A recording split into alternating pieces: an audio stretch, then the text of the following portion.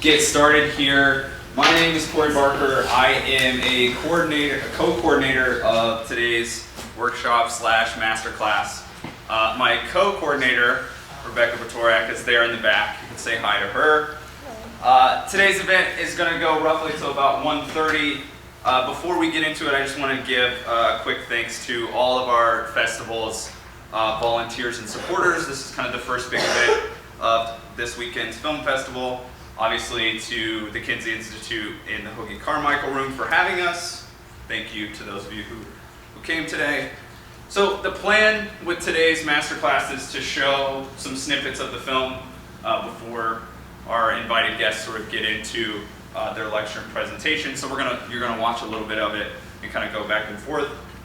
So today's guests are Chad Gracia and Artem Rizikov. Is that close? Yes, very close. Close? Will you pronounce your name for me? Artem. Okay, and your last name? Rizikov. Okay, so I butchered it mostly, but I even looked it up on YouTube to try to figure it out. They are the director and cinematographer of The Russian Woodpecker, which won the World Cinema Documentary Grand Jury Prize at the 2015 Sundance Film Festival, in which you're going to see snippets of today. And if you want to see the full thing, it's airing tonight at the cinema. And so they are going to show their film, parts of their film, and teach you a little bit about documentary. So, you guys can take it away, and we will hit some of the lights. Or do you want to? Yeah, in a moment. Okay, yeah, go ahead. Okay, thanks Sure. so much. Thank you all for coming here, for being interested in our film. And yeah, so my thought was that we would have a bit of a discussion, and we'll try to answer your questions. I'm not sure what interests you all have. How many people here are documentary filmmakers or hope to be or plan to be? Or okay, a couple. All right. So this was my first documentary. It was my first film of any sort, actually. And we didn't really have a plan to make. It would be audacious if I had a plan to make a full feature-length film. We had no budget. I had no people. But we did have a plan to make a very short film, maybe 5 or 7 minutes. And the idea was to put it up on YouTube. And that's how we started. Of course, it got much larger, it got much stranger, and it eventually became a feature-length film. But since it's my first film, I don't want to talk, I can't really talk in general about documentary form because I'm very new to that, or documentary, the history of documentary, for instance. But I can talk about the story and how we put together dramaturgically, how we put together the film. My background is in theater, and I worked as a dramaturg, kind of as a story consultant, hammering out stories for the stage. And that helped me a lot when I came to edit this film. So that's something that I can talk a lot about. And if you're not interested in dramaturgy, then I apologize. But if you're interested in the business or the festivals or the cinematography, we have our film, then you can ask me questions and we'll be happy to tell you everything that we know. But this is going to be a very sort of a focused talk because I can only talk about one film. And it's a very unique film. It's not a traditional documentary. Some of you have seen it, and a lot of people came up to me and said, "Oh my God, you're pushing the boundary of documentary. That was so interesting." And my response is, I didn't know that I was doing that at all. I was just trying to tell a story and use all the tools that I had to tell that story. And our protagonist is a man of the theater, and my background is theater, so the film is very theatrical. And there's an interesting tension in there, which we could talk about from the documentary world and its demand for veracity and truth, and the theatrical world, which has primarily as its main demand creativity and keeping the viewer's interest. So we struggled a lot. I think we were successful in the end, but it was very difficult in balancing both of those contradictory demands. So let's do this. I think that I'll talk a little bit about what I'm calling here the first 7 minutes of the film, and then I'll show those first 7 minutes, and then we can maybe have a little talk about it. when I finished shooting the material, when our film shot almost all the material, when we got back and we started editing it, we realized that we had about 100 hours and we had 5 separate stories. We had a story about Chernobyl, the Chernobyl disaster. We had a story about the Maidan uprising, the revolution in Ukraine, which happened while we were there. We were there before, so we weren't prepared for it. We had this sort of 100-year history of Ukraine. We had this dream story that Fedor filmed, which is a reenactment of his unconscious. And then we had a story about this secret Soviet radar. These 5 stories were, at first glance, unrelated. And it looked like a big mess. And I thought, maybe I have to do 5 short films or cut 2 or 3 of these. And it was very, very terrifying because I didn't know if it would ever come together. A lot of people ask me, what was the most challenging part of this? Was it filming in radiation? Was it filming in the war zone? By far the most challenging part was editing this and making sure that the story was crisp and followable. So what did I do? I decided, I had this eureka moment where it became clear that I really only had one story, and that was the story of Fyodor's evolution. Fyodor's our protagonist. His evolution from a 4-year-old boy who was irradiated at Chernobyl to the young man who eventually confronts the ghosts of the Soviet Union and risks his life for what he believes. So that's the arc of the film. I drew that out on a big piece of paper. We'll talk a little bit more about it. It's more complex than just a simple arc, but I graphically put it down. And then I cut everything that didn't support this story. I asked, do we need to know about the Holodomor, the famine in Ukraine, to understand Fyodor's journey? Yes, we do. Okay, that scene can stay in. Do we need to know about Cuba and the experiments they were doing in Cuba connected to this radar? No, so that's cut. So everything ended up on the cutting room floor, or in the trash bin on my Mac, if it didn't support that journey of the soul of Fyodor. So that was that's what kept me on track. And I also thought very hard about the fact that you can lose people quickly in the first few minutes of the film. So I wanted to make sure that the first 7 minutes, the first 7 or 8 minutes, really accomplished a lot. And same goes for the last 7 minutes and the middle 7 minutes. Every 7-minute chunk has to do a lot of work and has to be very lean. But we'll just talk about the first 7. I thought to myself, okay, what needs to be accomplished? This is, I think, true for all films, maybe for all stories. You need to, the audience needs to know what it is they're getting into. What kind of film is this? What's the genre? What is what can they expect? So for us, it's a psychological thriller. That's the way I thought about this. So I wanted that to come across in the first few minutes. And I think that's important that you use those minutes it's not a good time to meditate on something that's sort of outside the pale of the story or the film, or even tangential. It's really important to kind of make it very clear what the whole film is going to be about, its style. So that was the first thing that we wanted to get across. Also, what is the point of the film? This is what is the main question that the film is going to answer by the end. So I thought it was important that the audience knows from the beginning, okay, I'm going to give you, Chad, 80 minutes of my life. What questions will you answer? What issues will you explore? And for me, and all this didn't become clear until almost a few months before Sundance. We didn't know what the main point was. We didn't know any of this. But it became clear that the film is about the battle against the ghosts of the Soviet Union that are still alive in Ukraine. So I wanted that to become clear also in the first 7 minutes. So every point that I'm saying, you can can watch and see if I was successful in communicating that.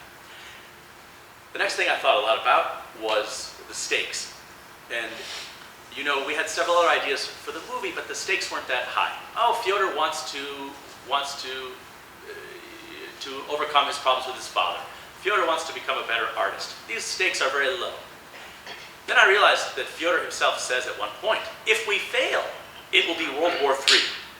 I thought, okay, those are pretty big stakes. So So we're going to put those in there so that the audience realizes, again, why should someone give you their attention and their time and their money?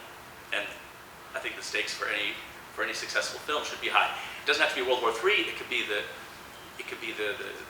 happiness of your protagonist, or it doesn't have to be a large geopolitical prospect, but it has to be something that's important to your protagonist. That's deathly important, I would say. Otherwise, it's better to find another topic, because you're going to spend years and years and years and try to convince thousands of people to watch the film, and it's not easy to do. The last thing that we wanted to get across in the first 7 minutes is the style of the film. So I made sure that we showed our animation, which we were going to be using throughout.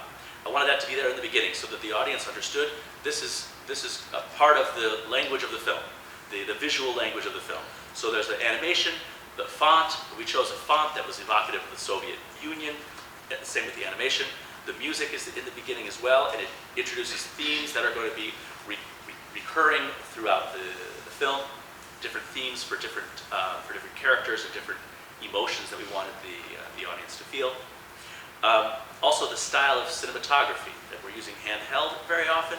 That's a little shaky, and that, as an aside, can be really useful, because a lot of people thought that the film was staged. People came up to me at Sundance and said, "Wow, that was amazing. Where did you get actors to play these 90-year-old Soviet generals? How'd you do that?" And I had to explain, no, these are all real people. This is a real documentary. So in some cases, having bad, not bad, kind of more handheld cameras, or not perfect lighting helps to convey that this is real, that it's very intense. So we use that to our advantage. Also, the fact that we have archival footage. We also put that in the beginning. Okay, the last thing I want to talk about before I show you something is, since our film is a character-driven film, I wanted to get across who is our character. His name is Fedor, and you'll meet him in a moment. We sat down, and I made a long list of all of Fedor's qualities. There are about 20 of them that seemed important. But I narrowed it down to the qualities that we needed to know in order for the story to make sense. In order for the story to make sense, and in order for the audience to feel connected to him and to the story. And those 6 qualities were that he's a pacifist, that he's anti-Soviet, that he's an artist, that he's eccentric, controversial, and tragic. That's a lot of character traits. Some of them kind of overlap and reinforce each other. But I wanted to make sure that all of those were in the first 7 minutes. That was very difficult as well. We spent months, many weeks, trying out all kinds of different combinations to make sure that we hit on each of those points. Now, I've probably made it so you can't really appreciate the film anymore because you have all this information in your head. But really the goal, and I think it works this way, no one really realizes all these things are happening. And I think this is the first time I've ever articulated it. But since there are filmmakers here, or aspiring documentarians, I think that to really put that hard work into structure and to making graphs, to making charts, making lists, there's a visual element to this as well. When we put things together, sometimes they don't work visually, and you can't figure out why, but you don't go with it. Try something else. So there's the visual work, but undergirding all the visual work is a substructure of dramaturgical, architectural, almost engineering work that supports the story. So I'll show you the first 7 minutes, and then we'll talk about it. Maybe we could turn the lights down now a little bit. As I was watching this, I recalled each of those key points. They're actually twice. A lot of the things everything that's important in the film, I put in at least twice. And the key things are triplicate. Because I assumed that people will blink, or especially with subtitles, people won't catch something. So if it's important, it's always repeated. If you didn't catch in the beginning that Fedor is telling the soldiers, lay down your shields, then you hear the story of the mother. When he was a child, he used to collect signatures to get kids to stop fighting war. So we have this reinforcement. If you didn't catch that he's wrapped in saran wrap and half naked out in Chernobyl. And then you see, well, that's probably 5 or 6 times. You see that he's eccentric. You see that, and Artyom actually says it. And there are also several little puzzles, little clues that are put in the beginning. Artyom says, half the people think Fyodor's an idiot, and half think he's a genius. And I usually, at the end of screenings, I ask people to raise their hand in the audience, because that's the key question of the film. The audience has to make a judgment on Fyodor, and Artyom tells us in the beginning what that question is. And usually it's about 50-50, which was what I was aiming for. Not that he's an idiot, but that he's a madman. That was another balance that I was aiming to achieve. And then there are also a couple of little things. Does anyone have any questions about any of the stuff that I mentioned, or about the film in general, or about what we just showed? Yes? What was the seed for your interest in making the film to begin with? So, I was in Kiev working on a play, and Fyodor is our set designer. He was our set designer, costume designer, light designer. He was the designer of the play. And while we were working on the play, I got to know him, and he had this idea to go to. There was this giant radar that he had heard about standing right next to Chernobyl, and he had this artist's intuition that it was connected to the catastrophe, and he wanted to go and do a film there. So he started telling me, let's go make this film, let's go to Chernobyl, let's explore the Russian woodpecker. I didn't really know what he was talking about at first. I wasn't keen on it in the beginning, but after I did a little bit of research, I thought, okay, I want to make, I remember the moment, I said, I'm not that interested in this Chernobyl. A lot of people will make documentaries about Chernobyl, or already have. I'm interested in this guy, Fyodor. So I said, look, I'll make a film about you trying to understand the woodpecker. And that's what my interest is. And he said, well, he didn't really believe me that I would really make a film about him, I don't think at first. But eventually he agreed. And that's how but I got a friend, I borrowed a camera, got a little bit of money, less than $5,000. We showed up, and that first day, it's the day where he's talking about the mosquitoes. He brought his friend, who was Artyom, and Fyodor said, I have someone who can help us with the camera. He's actually talented. I was like, oh, geez, another person. I got to feed this guy. But it turned out to be the first of many, many blessings and wonderful coincidences and people that came on board. And then we just marched off into Chernobyl and started filming. So that's how it started. That's my second question now. Yeah. Is there a question back there? I have the same question. What about how it got started? Yeah. I mean, it's kind of the beauty now of documentary, is that you don't need to have grants and a big budget and technical equipment. I mean, I was talking to someone a little bit earlier who made a film with her iPhone, right? Yeah. I mean, you could start. Obviously, the question of money and financing is one that you eventually have to address if you're going to go to a big festival. And we did, after I exhausted my budget, we were lucky to find a producer who helped us with post-production. But in general, starting a film, especially if the project is something that's bite-sized and it's a character-driven, you don't need a huge budget these days, and you don't need a lot of technical equipment. So that's one of the reasons there's a big renaissance, and it's a glorious time to make documentaries, because you can just jump into it, as I did, as a weekend project.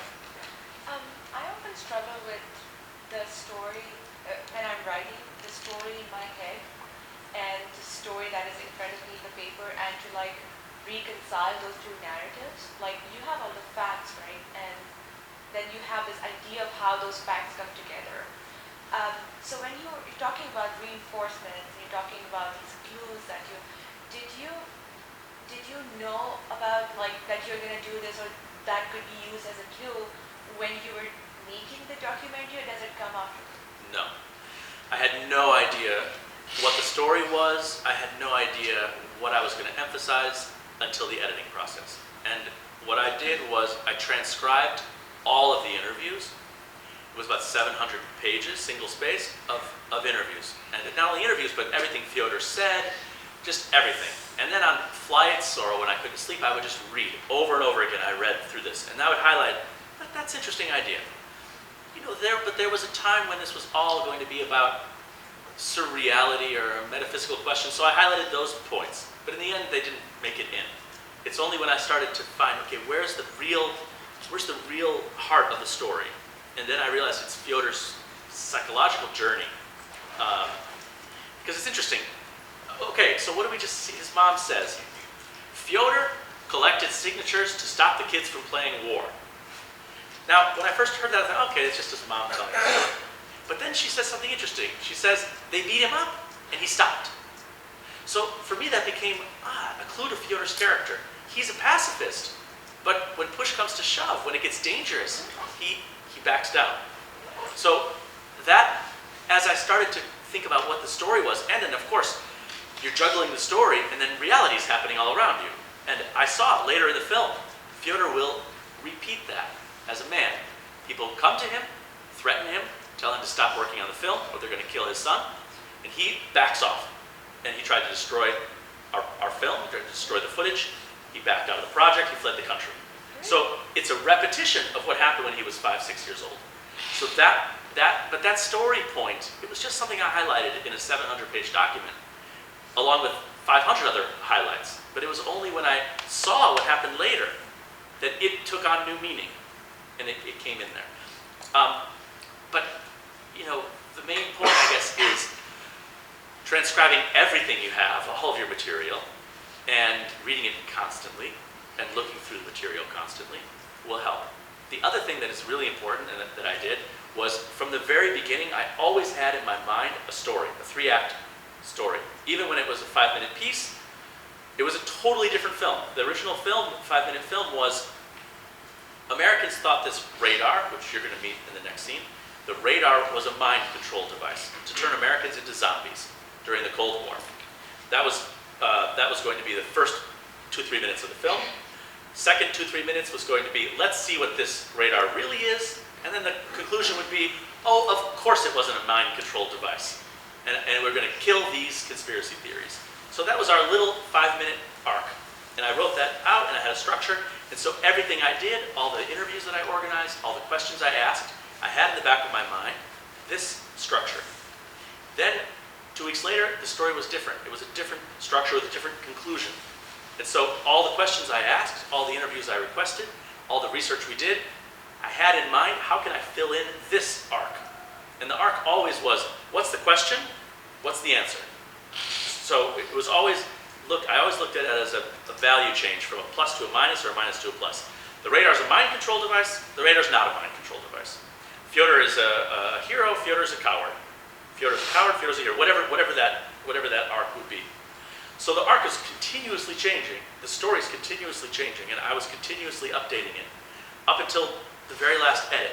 And then when you finally have all your material, and you think you found the best story, and you may ask, how do you know when you found the best story? Because there's 1,000 stories in here.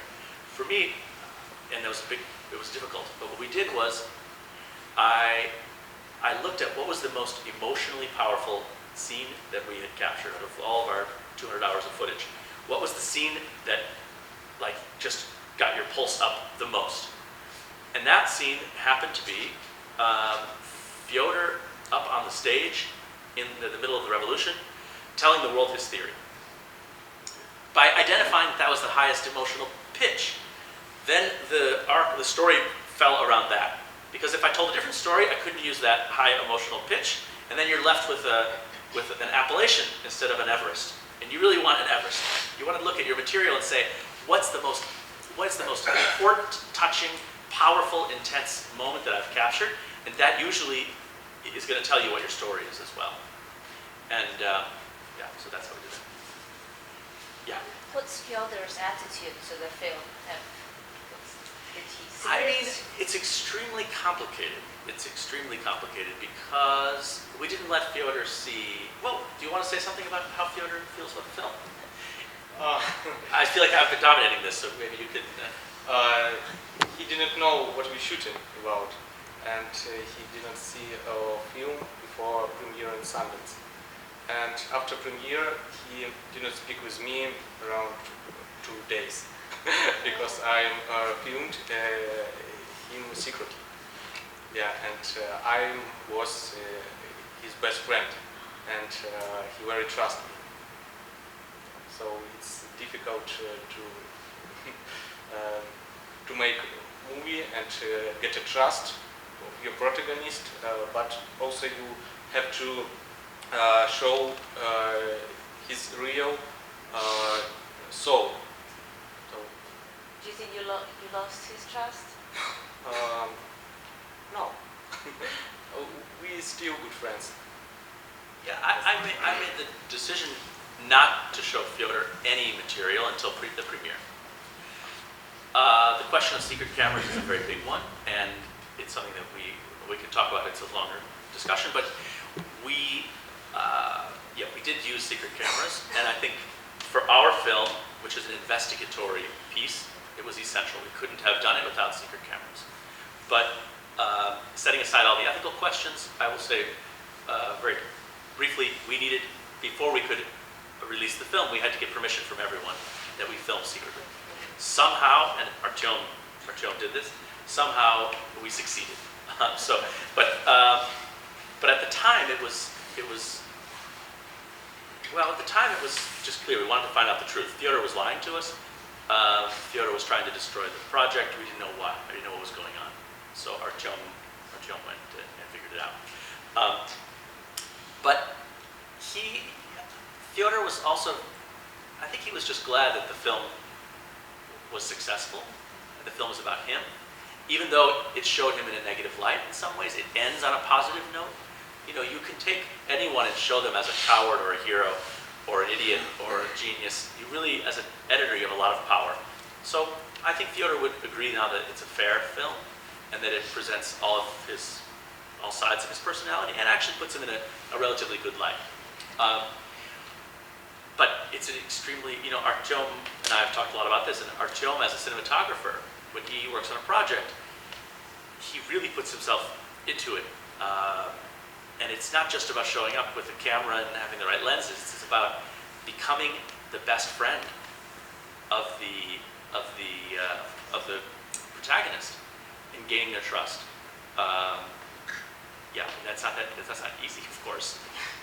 Yes, you have to live with protagonist, sleep with him in one room, know all his dream, all desire, everything about him to make this kind of movie. Because the subject of our film is Fyodor's soul. It's not, and that requires a lot of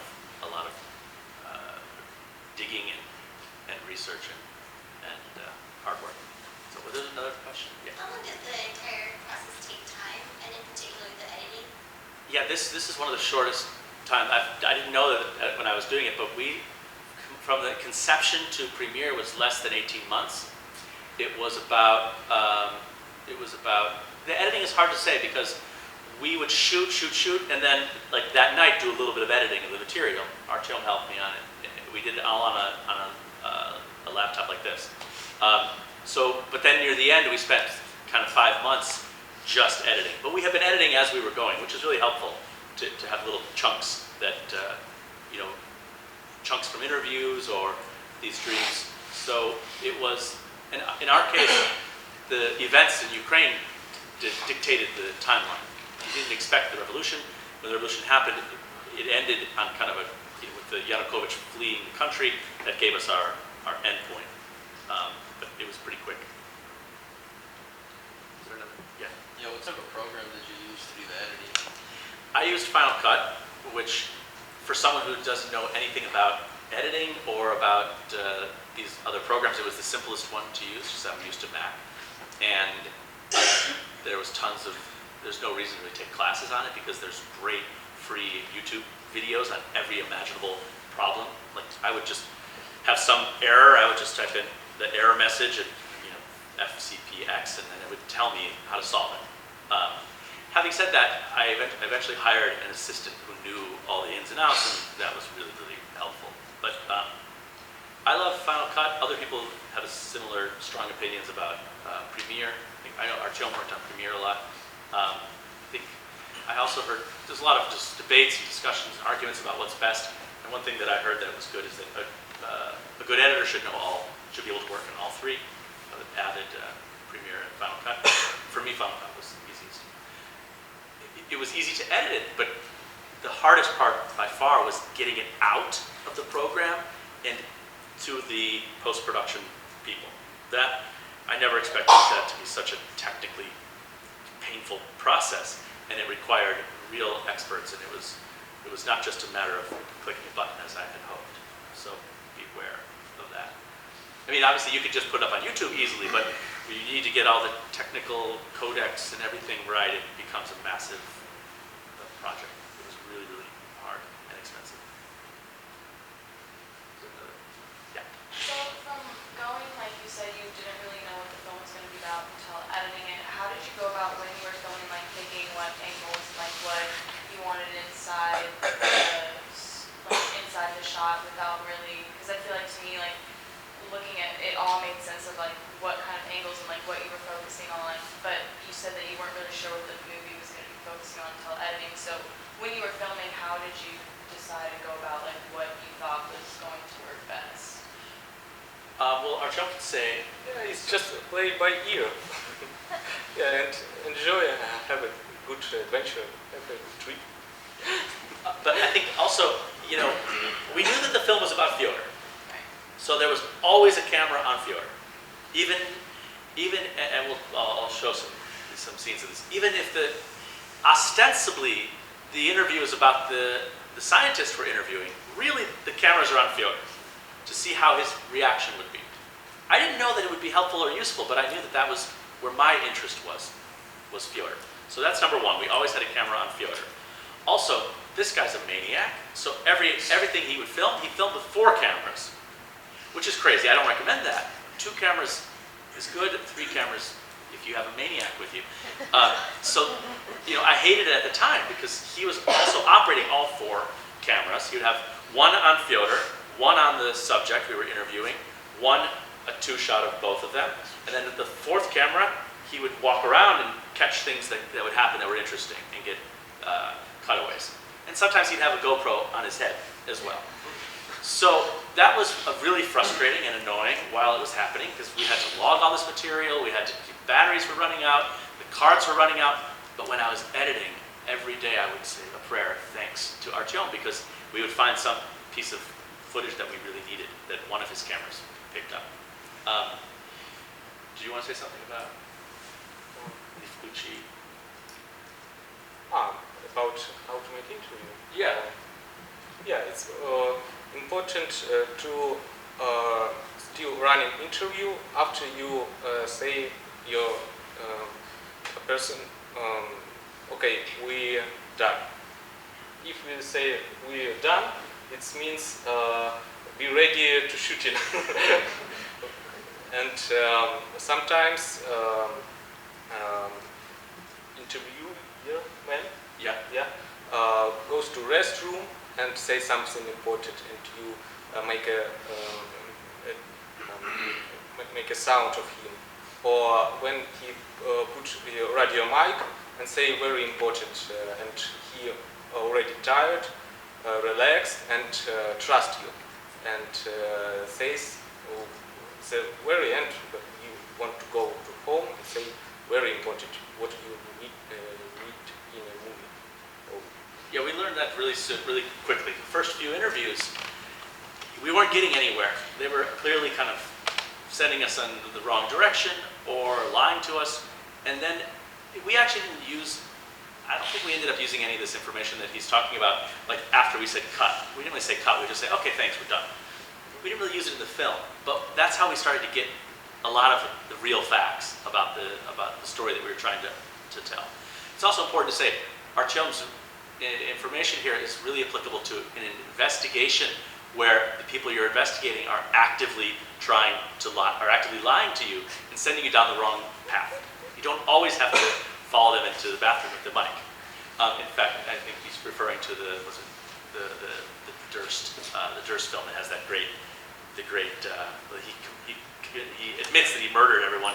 Well, he's in the bathroom, and the mic was still on. But we did learn early on that the most interesting things happen before and after the shooting. And so we had a rule that when I said, okay, we're done, that meant let's keep shooting.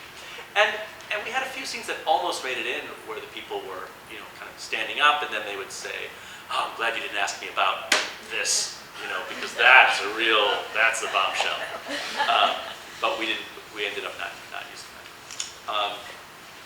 I think in terms of question of where to point the camera, really the most important thing I can say is having that story in the back, always having a conclusion in the back of your mind. No matter what your film is about or where you're at in the process, you should always have a sense of what is the conclusion, what's the third act resolution, what's the climax. So if you're making a film about whatever the film is about, any topic imaginable, you visualize in your head what would resolve this in a powerful way. And if you have that, you kind of know what steps you need to get there, and then that will inform everything. Who you need to talk to, where you need to go, and again, it's a simple matter of thinking what's the primary question of the film, and then what's the answer. And you have your 80 minutes or 60 minutes or 10 minutes, 2 hours to take the audience on that journey. Pose a question and provide an answer. And even if it's constantly changing, that is your map. That's your guide that tells you exactly where to point the camera, what questions to ask, who to interview. And then, of course, some of it can just be happenstance. You can throw in a little bit. Maybe 80% is structured and planned out, and 20% is sort of just a whim. Fedor had this idea, let's go talk to my grandmother. I really want you to meet my grandmother. She's 90 years old. She's the most hilarious woman you'll ever meet. She's amazing. She's the least hilarious woman I ever met in my life. And we had a 4-hour interview with her. She is 90 years old. 4-hour interview with her in a very hot, little, sort of rundown house, far out of Kiev. And I was, why am I here? This has nothing to do with our film. Our film is about Chernobyl and all these other things, this radar. And here we are sitting with this grandma, listening to these. I couldn't understand her Russian. And it was a headache. But at the very end, when I was trying to put the film together, I realized, you know what? I want to bring in some Ukrainian history, but I don't want to just tell people, because I showed some early versions of the film to some of my friends. They didn't know anything about Ukraine. They didn't know that Ukraine had suffered quite a bit from the Soviet Union. And then I thought, you know what? I think Fedor's grandma spoke about this. And I went back into the transcripts, and I found a moment where she described, when she was about 5 or 6 years old, her brother, who was her best friend, getting shot in the head by the Soviets, and being pulled in on a wagon, and she saw him. She was like the first, as a child. And it just became, I just thought, this is exactly what I need. This is exactly what I need to explain that this tragedy that Fedor's warning about and that everyone's aware of, that it has a long history in Fedor's family. And so we were able to rescue this scene, which I never thought we would use it. We brought it in, and it's really one of the important and powerful scenes in the film. So that's an example of something that came totally from whim, or you can trust your protagonist and see where they might want to go. I have a question, and I'm not sure if I can express myself clearly, because at the beginning you say that all the plans that you had before you started shooting, or as you started shooting, then they were changing, that when you really had the material and started editing it, you really didn't know you had 5 different kind of themes, and okay, what am I going to do, 5 films or what? But then, just your last response, you said that you always, when you shoot the film, or you go interview, whatever, do this and that, you always have to have this question and the answer. Yeah. So I'm wondering, are you contradicting yourself, or do you mean that it's fine that the questions and answers change from day to day, or maybe week to week? Well, the questions. And then in the end, you may even don't say, "Oh God, all the answers were stupid," or whatever, questions were not right, answers were whatever, not important, or the questions were not right. So you conceptually you start building the story or your new questions just by looking at the raw material?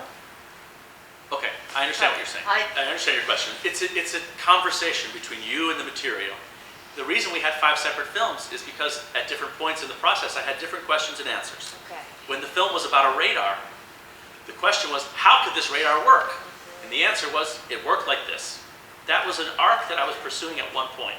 And a year later, I still had that film, like a little kernel of that story, like an orphan, sitting in my material. I had many of these kind of orphan stories.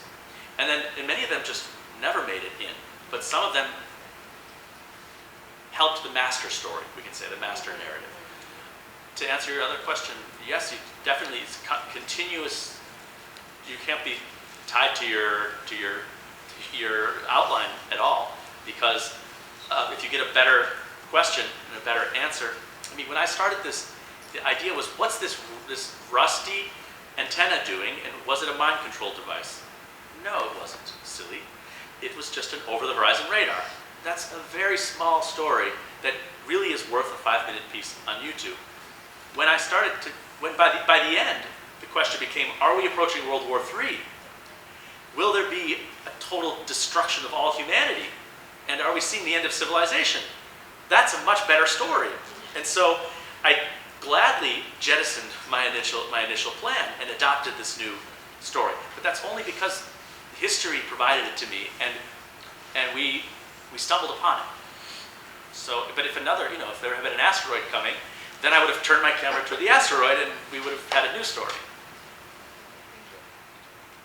You know, Chad, you've articulated something. They're showing Cartel Land tonight, and Matt Heineman was interviewed after the film was at Sundance, and he said, if you end up making the documentary you start making, you haven't been paying attention along the way. Which pretty much sums up, because even the way you're describing it, it's like you are constructing the path as you're going along on some level, because you're like, oh my gosh, I didn't expect this fork in the road here. What am I going to do? And you have to say which one's going to be the more compelling and add to the narrative. And maybe at some point in time, because when you started, it was going to be a 5-minute film. And now you have what I consider to be a masterpiece. But Matt's comment I thought was yeah, that's true. And I guess the only thing that comes to my mind is we were lucky that we were independent. We had no sponsors at all. Who would have, if I had gone to someone and said, give me some money, I want to follow this irradiated, mad Ukrainian artist who discovered a secret Soviet radar array. Who would ever fund that? So luckily I was totally free to pursue anything. So I understand if you've gotten a grant to tell a certain story, I hope that you have good, I wish everyone flexible grant makers. Mostly I found that, if you can articulate why you might be, adapting your story or expanding it, that's how you should phrase it, expanding the story, that they'll be on board with that. Yeah. So I should ask Artyom about this. How did you film the revolution part? Like, did you just have one camera? How did you get audio? And how did that all go? How did that happen? I'll say a few words and then I'll let Artyom, because he really filmed that. So Fedor, I got a call from Fedor saying, I'm thinking of going back to Ukraine, because he left the country, he was out of the project. And I was in New York editing a version where Artyom was the hero. And Artyom ended up taking the baton from Fedor. And Fedor became the enemy, the anti-hero. And Artyom was the hero. One of our advisors said, this is a story, this is the Lord of the Rings. And Fedor is Frodo, and Artyom is Samwise Gamgee. And they have to go to Mordor, which is Moscow. And the Ukrainians call Moscow Mordor, so it was a nice little coincidence. They said, but in your film, Samwise is the one who takes the ring to Mordor. So anyway, we had this was another story that I had to work with. But Fedor called and said, I'm thinking of going back. So then I got on a flight, I went to Kiev, and when I arrived, people were coming out to the square. There was lots of protests, and I thought, I have to go just see this. So I went to the square, and it was night, and I had just bought a camera. I don't know what was my camera. Was it? Yeah, something like this. Yeah, something like this. Anyway, we'll talk about cameras if you're interested about the equipment, but a simple camera. And this story is too insane or absurd. People don't believe it, but I urge you to believe me because it's true. A stun grenade went off. There was about 10,000 people in this crowd. A stun grenade went off, and it knocked me over, and I literally bumped into Fedor. I didn't know he was in Kiev. I didn't know that, I hadn't seen him in a few months, but I bumped into Fedor, and I was like, what are you doing here? He said, no, I've come back. I pulled up the camera, and I had never used a camera before. I hit record. I said, Fedor, what's happening? And that's the first scene of the film. That's the only scene of mine that's in the film, and it's the only thing, and it's very shaky, and I don't know how, it was on autofocus. Somehow I captured that moment with the bombs going off and Fedor saying, this is the return of the Soviet Union. After it got maybe another half hour, 45 minutes, it was getting very hairy. Artyom and I went together to the, but he was gone when I bumped into Fedor. He was in a different area. And I said, I'm getting out of here, guys. There's tear gas, there's explosions, there's fires, there's chanting, there's bricks. This doesn't look good. I'm going back. So I left, and Fedor and Artyom took it over and stayed. Not only that night, but went back again and again, all through the revolution. I wasn't there, and we urged him to not go, stay away from the front lines, but Artyom refused to do that. So, do you want to talk about how you filmed the revolution? Yeah, for me, it wasn't a revolution. At first few days, first months, it's like happening, and spending time with people who you know. And when you look at it through the camera, it's not real. It's like a blockbuster movie. Some fire, people with masks fighting riot police, and it's not real. But when you see real violence and killed people on the street, because it's very dangerous. I'm used very simple camera. It's like this because it's first it's cheap, second it's hard to broke, and good reason to shoot in dangerous place on two cards in the same time. So if some riot police came to me and say, give your camera or give your cards, you can give your card, please. But you have another one. Yeah, and many little tricks. Yeah, okay, yeah. Yeah. Did you run into any other trouble like that? Like people getting mad at you for filming things that you're not supposed to? A lot of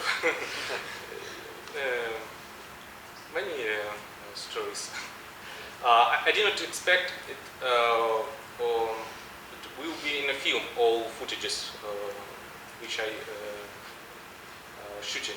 I'm just making footage like the story of Ukrainian revolution, and after a few months on editing, I understand with the chat, so we will use the footages.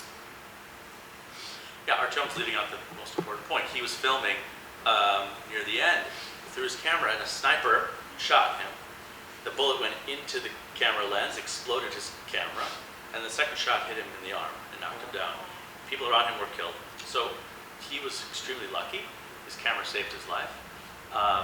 And yeah, it was either a stupid or a brave thing for him to be out there, but we're just glad that he's still with us, and we're lucky. Any other questions, or else I'll talk about the inciting incident, which is a fun topic and something that is actually next in our film. Okay, yeah. Can you just talk about, like, you're going to say you're going to talk about the technology, guys? I can just say, I had no budget, no experience, so for me it was, what's the cheapest thing we can use to tell this story? And that was mostly these kind of cameras like this, 5D. That's what Artyom used primarily.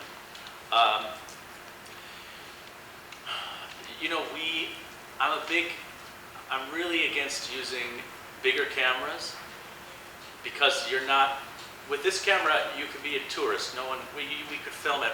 We filmed at secret Soviet, secret Russian radar establishments with this camera. No one thought, these tourist guys are carrying a camera. If we had like a real camera, we never could have gotten a lot of this footage. So that was number one. Number two, I've discovered every time you add one piece of technology, let's say you just to go to 4K from 2K, which I understand is maybe inevitable, it ripples throughout the whole process. Now you have to buy new drives because you have twice as much memory, data. Now you can't edit on your laptop when you're traveling because you need to have a bigger standalone external drive. Now you need extra baggage for your flights. It's just, it becomes much more complicated. So the simpler you can make it, the better. And there's a tension because Artyom wants bigger lenses, better cameras, and more, and I kind of want to go simpler.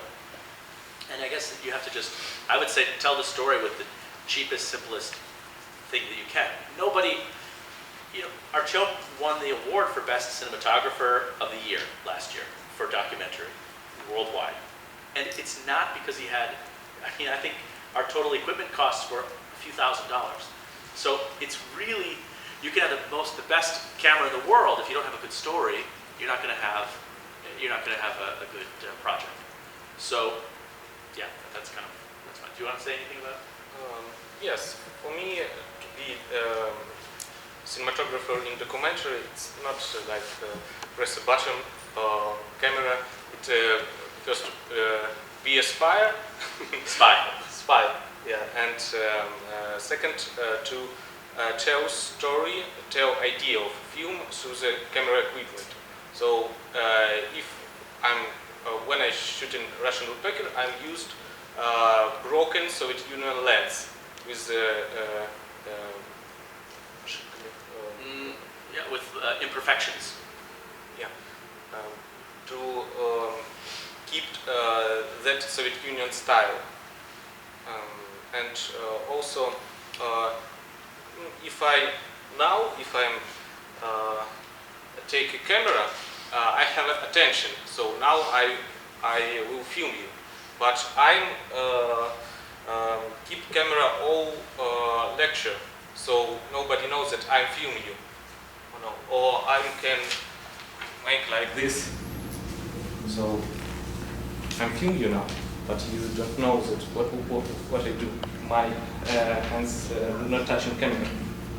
So it's it's easy, cheap, and helpful to film your hero. Yeah, Artyom, one of his great tricks. When I first met him, and to this day, he always has a camera around his neck. And no one ever knows when he's filming or when he's not. And it's amazing how some of the good footage in our film is just like Fedor telling the story about the mosquitoes. He really didn't know he was being filmed, but he was, and it turned out to be essential. It's one of the biggest headaches and one of the biggest tragedies of filmmaking that the moment you put a camera up, the moment you start interviewing someone, you get about 10% of their personality. And people just, the life drains out of them. So the more that you can use, I wouldn't say that it's secret, but the more you can make it unobtrusive, the more likely you are to get something that's compelling and human and interesting. Okay, so let's talk about the inciting incident. Does everyone knows that phrase, or I should say, does anyone not know that phrase? Okay, so inciting incident, it's something that every story has, and it's basically it's the act or the action or the event that sets in motion the story. So example I usually use is with every Sherlock Holmes tale, the inciting incident is the murder. So if the butler didn't stab the maid, there wouldn't be a story. We wouldn't be reading this. But that act is what sets everything in motion. That's the inciting incident. It's the incident that incites your story. And with documentary, with every story, documentary or non-documentary, and by the way, everything that I'm saying can apply about story structure applies equally to fiction and non-fiction. A lot of people think that documentary has somehow different rules. If you want to make a good documentary that people are interested in watching, it's the same rules as fiction film. The same story structure rules. So the inciting incident is basically the event, the incident that happens that puts your story in motion. Almost always, it happens before the documentarian arrives. It happens off screen. So if you have a documentary again about a crime or a murder, it's rare that the person is there before the murder and actually sees it. Although in some rare cases they are. For us, our inciting incident, it was the moment that Fedor decided to investigate the connection between the radar and Chernobyl. And that happened before I met him, just around the time I met him, a little bit earlier. So I couldn't film that. I didn't have that. And there's lots of ways to get around this. Every documentary has to address this problem because it's rare that you have footage, so you either have to use text on screen, which I don't like, or some person telling about this inciting incident, telling the audience why we're here, what happened. I won the lottery, and then my life went down the drain. Okay, that was the inciting incident. We don't have the moment where you scratched off the card, but you have to tell us. So what we did, and we got until, I think we already were in Sundance, and we still didn't have an inciting incident on screen. One of the problems is that as a documentarian, you know your story so well that you kind of forget that the audience doesn't know this. They need this. They need to be reminded how your story began. So I got blinded to that fact that it was not in the film. I showed it to a few people though, and it wasn't really clicking. They were confused. The other thing, by the way, the inciting incident does, it tells the audience what journey they're going to go on, and it lets them know what the end of the film is. Because the inciting incident poses the question that will then be answered at the end. So again, for us, our inciting incident was the moment that Fedor decided to understand if there's a connection between this Soviet radar and the Chernobyl disaster. And I decided to have Artyom tell this inciting incident, not only because he's a character in the film, and I always want to limit the number of faces in the film. The fewer people, the better. The fewer people that you can connect with and build a relationship with. So I thought, let's use Artyom. He's already a character in the film. He plays an important role in the film. So we'll have Artyom tell us this story. And what's interesting is, so the inciting incident generally has to come in the first 10 minutes of the film, if not earlier. And it needs to, it needs to set up, it needs to pose the question and give a hint as to the answer of the question. So I'll show you ours and then I'll talk about it. Федору очень хотелось снять фильм о Баварии. But it made it really clear to people watching why Fedor, why now? Why didn't you make this film 10 years ago or 5 years? No, it's because Fedor has always wanted to explore if there's a connection, and it's been 27 years since the Chernobyl catastrophe. Now it's 30 years, and he's going to go. He's going to go into the radioactive zone and try to answer this question. And now you also know the film isn't over, or another way to put it, you know that you can go home once we answer this question. Is there a connection between this shining pyramid object and the Chernobyl catastrophe? Other thing that I can point out that's kind of interesting here, if I can find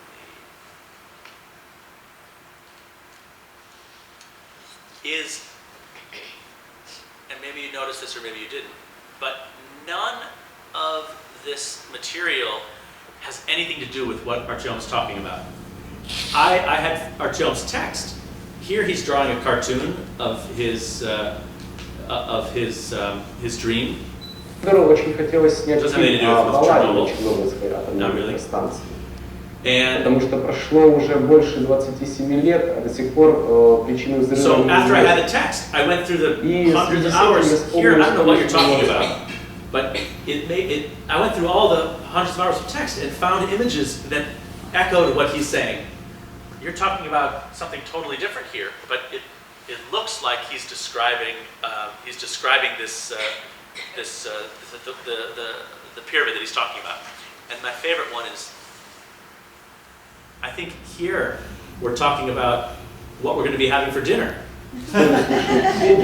Он очень загорелся этим. Wait, chicken? No, даже just steak. хотел No, приехать chicken. и Wait. попасть в But это it's место. just perfect because После этого он нашел старую it captures the советскую emotion. фразу в том месте, где It captures, it was a great discovery.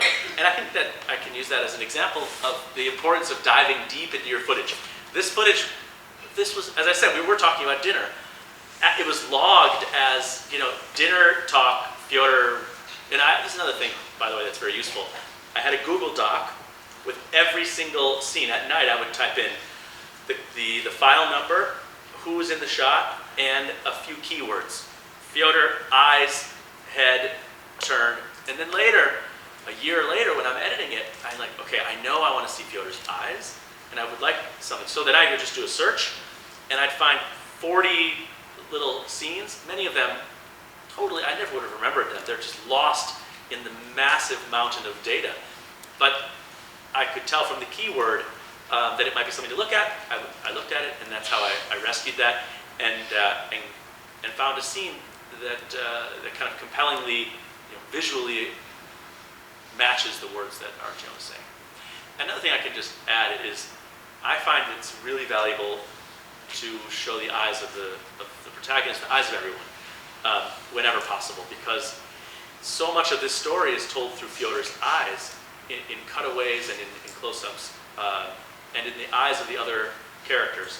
So, and this scene is no exception. So, any questions about Inciting Incident idea? Yeah. Yeah, so did you find it was easier to take really long, like, snaps of video or, like, really short, choppy? That way you could kind of break them up and know, okay, this is, his eyes and him turning. Yeah. Really long videos instead of short ones. We actually, that problem was answered for us because the cameras we were using automatically stopped after, 8-10 minutes? 20. So 20 minutes. So we usually had nothing longer than 20 minutes. That's already pretty long. Right. You can have a lot of different emotions. I think, I think there are pros and cons of both. You don't want to have a lot of short scenes because it makes it even more difficult to log everything. But if the scene's so long, it's hard to find stuff. Right. Now with the editors, I'll probably move, and I am moving now, to tagging, not in a Google Doc, but to tagging it directly on the footage. So I import the footage into the editor, Final Cut in this case, and then immediately start to highlight what's interesting, and then tag that. And I think all the editors allow you to do that. So with my next project, I'll be tagging directly on the image, and then I can search those tags. But it's really, really helpful. It's almost essential for any big project to have those kinds of tags, because you can't remember when someone sneezes. Oh, I need someone sneezing. It could take you a week to find that sneeze. But if you've logged it, then you have it at your fingertips. Awesome. Anything else about this this idea of the inciting incident? Okay. Let's see. Artyom, do you want to say anything? About I don't know. Well, I have I have Artyom's points, but you've already kind of you've already talked about a lot of them. So let's show a dream, which is going to show you the lens that Artyom was using with Fyodor. So when we started the project, Fyodor had this idea of filming his dreams because he had a sense that, and I remember he said at one point in our Q&As, that the best way to fight ghosts is through dreams. And I thought that it was kind of a crazy idea because how can these dreams, I didn't think they would make it into the movie, his dreams. I wanted to do more of a traditional investigation. But luckily, by the end, I realized that the dreams were really essential because they give us an insight into the kind of person Fyodor is, and also the kind of film that this is. It's not a traditional documentary, it's a psychological portrait, and that includes the conscious and the unconscious, the subconscious. So this will show us a little bit of into Fyodor's mind. And by the way, we went to Chernobyl. I didn't know what these guys were going to do. The original plan was, you guys do the dreams, and I'll do the rest of the film. So I wasn't really that involved. I knew there was going to be a torch. I knew that Fedor was going to be naked. I didn't know exactly much else. So when they started shooting this, we were all pretty surprised and freaked out a little bit because we were in a radioactive zone, and you're not really allowed to have torches. But when I saw the footage at the end of that night, I realized, wow, this is something strange. Here he's wandering in the Chernobyl radioactive zone, which is just a ghost city.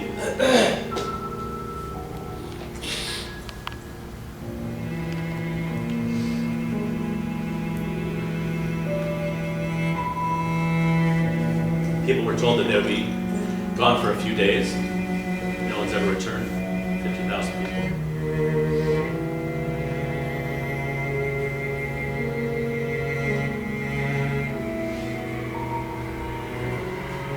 Были ящики с противогазами в школах и детских садиках, хотя они никак не защищают от радиации. И вот это то, что осталось от этой школы.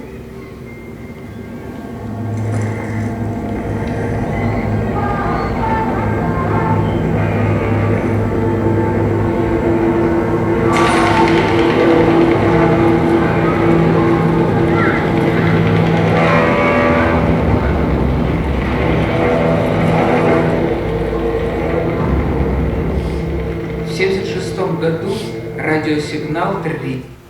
So it's just a little hint, but we sprinkled these throughout the film. There's a whole, you could make a whole movie of the dream. We went all over Ukraine, and Fyodor's actually, it looks like he's just wrapped in saran wrap, which he is, but he was, and I didn't know this until much later, he's evoking the costumes of the liquidators, the people who went into Chernobyl and battled against the fires and the radiation. They were given these plastic outfits, and they were told that it would protect them, but it was as useless as saran wrap. It's kind of what he was thinking in his mind when he made that costume. Also, it was really cheap, I guess. So we sprinkled these out throughout. They add some visual diversity to the film, but they also let you know that it's a bit of it's a surreal story, and it's a dream story. It also makes you, I hope, a little bit skeptical that Fedor is going to be the right guide to go on this journey, to be an investigator, because he's clearly living in a different world, different kind of world. Do you want to say anything about the dreams, Artyom? How you guys planned for them, or? Before we met Chad, we wrote a script about Duga, about dreams, and how it connect this radio signal with the disaster of Chernobyl. And we didn't have support with Ukrainian government, so we like to find Chad. Yeah, you guys had, well, the original plan was also, Fedor wanted to bring an orchestra to the top of this radioactive tower, to fly them up on a balloon, a hot air balloon, and then to sing a requiem to the dead of Chernobyl. And, this would have cost, I don't know, $500,000 maybe, and it would not have worked. People would have been killed for sure. But Fedor was adamant, no, we must fly an orchestra to the top of, this antenna also is one of the largest in the world. And yeah, it's a ridiculous idea, but we did some tests from a hot air balloon, and we told Fedor, look, the wind is too strong, so we can't, the audio is no good, so I'm sorry, we can't film. He said, oh, okay. Well, then I'll just get naked and with a torch. So that was the second topic. So that idea was as if from his dreams about the orchestra, or just Yeah. an idea, or did he I don't say, know "Oh, it's these my dream"? dreams, if it's a dream, really a dream, or if Yeah. it's something that he wanted to do that he Made said up. it was a dream, or if it was a Uh-huh. dream, a waking dream or a sleeping dream. I So don't know. sometimes he presented them, oh, that was my dream. Sometimes he just gave it as. Yeah, and a lot of them he didn't present. We would just be, we were there, and he would just Do get it. into his costume and then just kind of do it. Performance. Yeah, he's a performer. A lot of people say that the film is kind of the whole film is a work of performance art. That's going too far, but people do think that might be, that's one interpretation. I guess we could talk about interviews.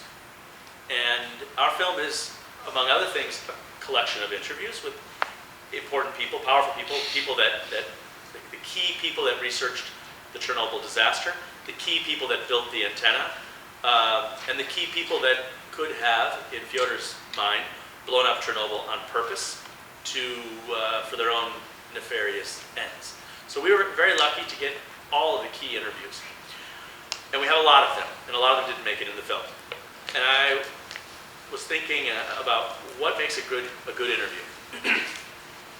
Obviously, a good interview is an interview with someone who has an important key to your story, and is someone who is an expert, someone who the audience will trust, who knows, to know something that they wouldn't know.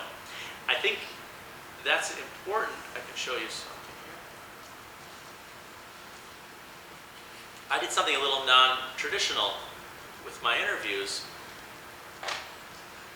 I put the title of the person.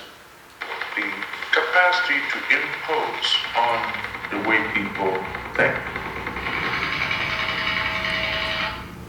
So, for me, and this doesn't apply to every film, but I rethought I didn't rethink anything. I didn't really know what the traditions were. I just thought, what's the most valuable? So, instead of having Vadim Prokofiev in big letters, I thought more important is that he's a Soviet weapon designer. So, in all of the subtitles, it's who is this is really the key takeaway. He's a really interesting dude. He's like 91 years old. He has about 100 weapons patents.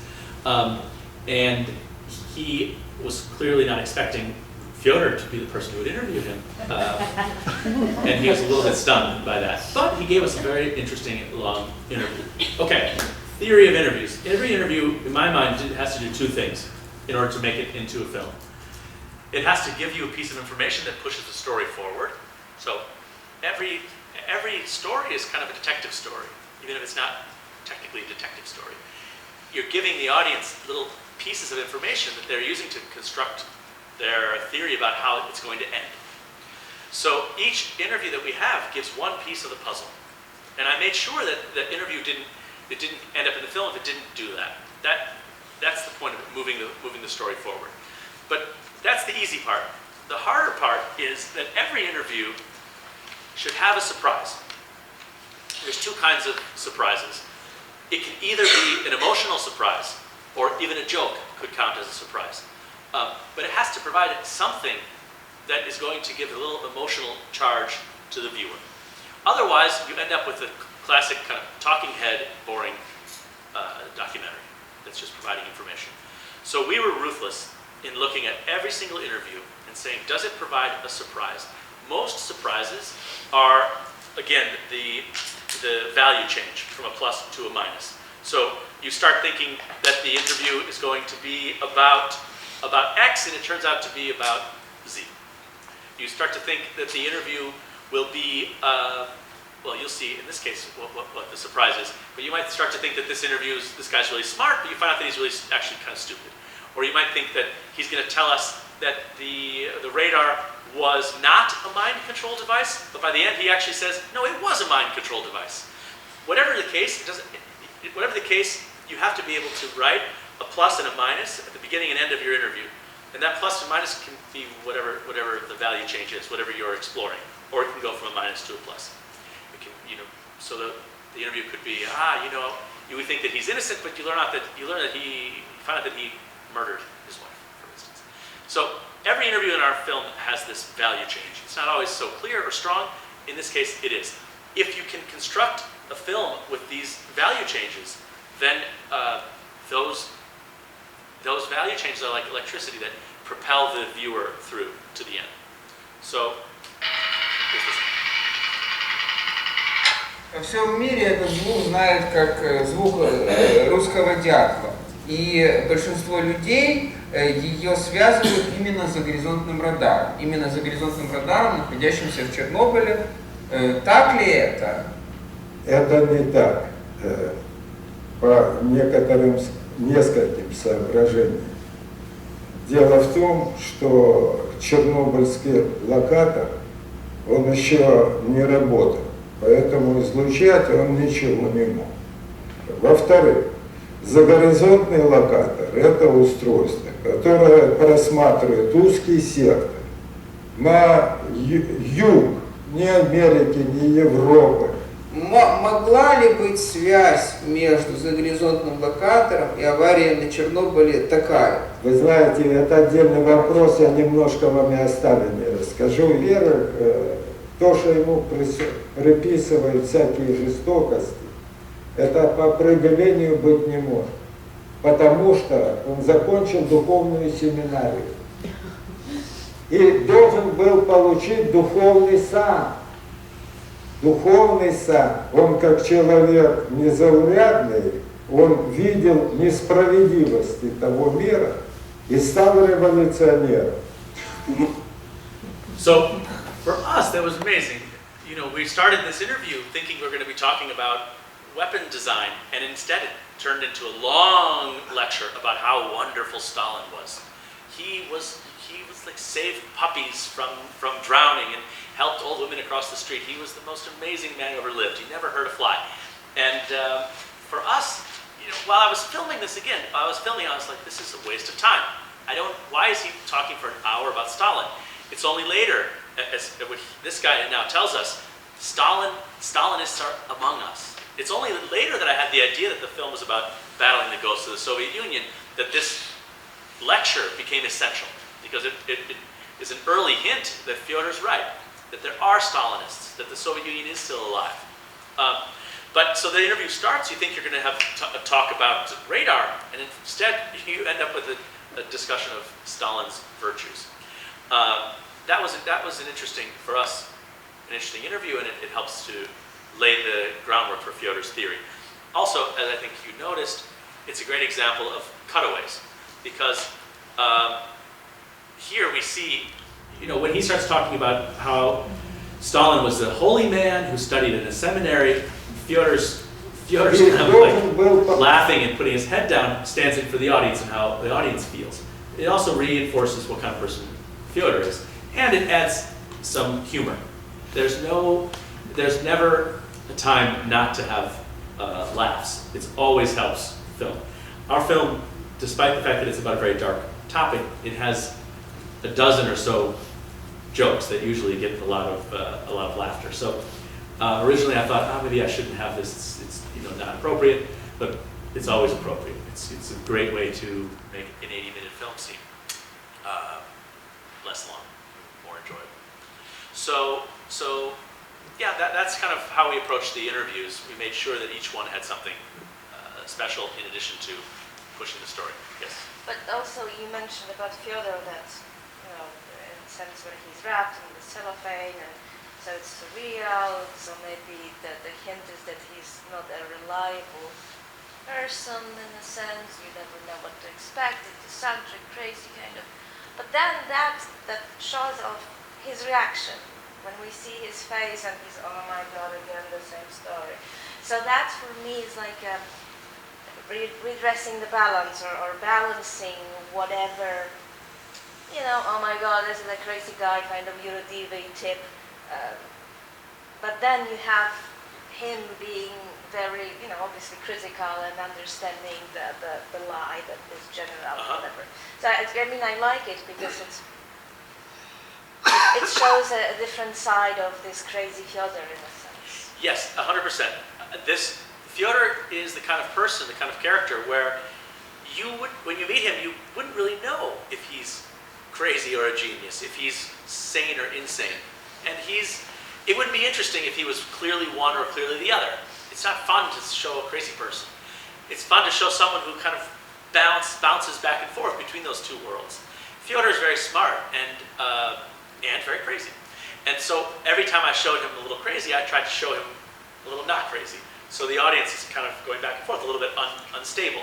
All these tensions in the film, there's a dozen or so of these tensions. They work to keep the viewer interested. They work to keep the viewer on their toes, because it's something that the human mind constantly wants to categorize things. And if you make it a little tricky for them to categorize, they have to act.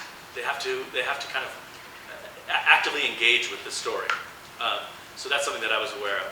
And yes, Fyodor here, Fyodor is telling us, here's one of his moments where the audience relates to him 100%, except for those who are Stalinists. And we have had some of those in audiences. So. Is there another question? Okay, so, anything you want to say about this interview? About the both of you?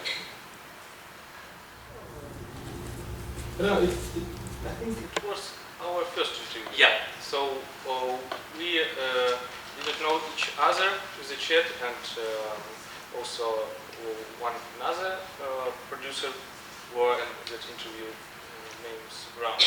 And I don't understand why we're shooting him, because we have a damn a dozen look like this Stalinist people in Ukraine.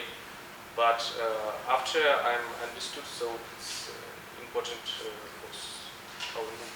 Yeah, I didn't understand it until later either. You know, let me ask a question here. There's something a little bit strange in the camera setups in the filming of this. I want to show a selection and see if anyone can tell what it is.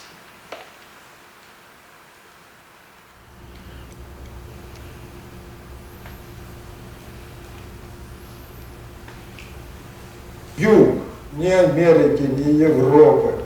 Могла ли быть связь между загрязненным локатором и аварией на Чернобыле такая? Вы знаете, это отдельный вопрос, я немножко вам и оставленный расскажу. Во-первых, то, что ему приписывают всякие жестокости, это по определению быть не может.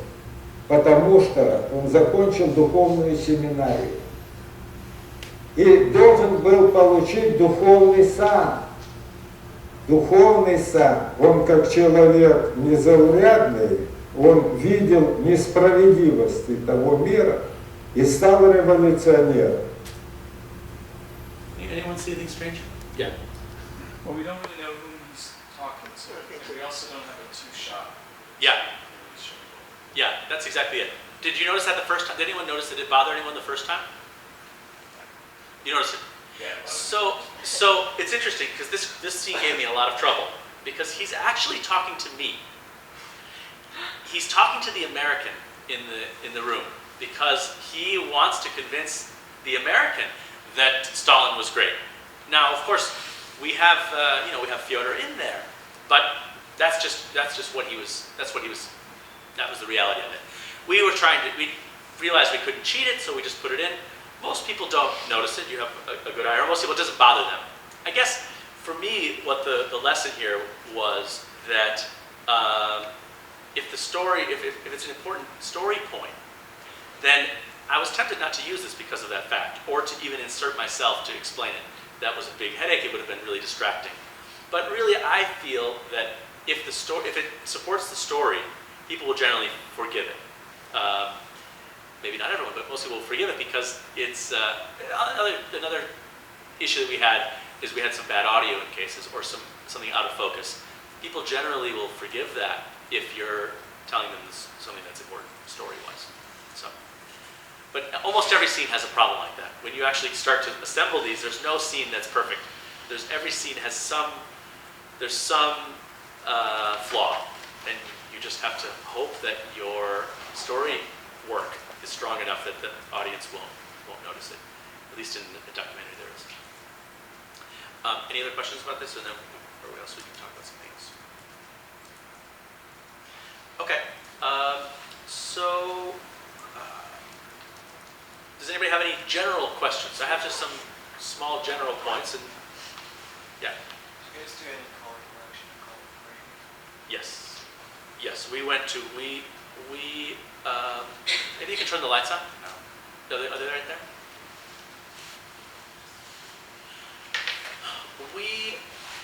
We did, and I thought that color correction was a big waste of time. Again, I didn't know that. I thought, why are we going to spend? It cost about $10,000 for us to do that at a post house, which is very cheap. We got a really good deal.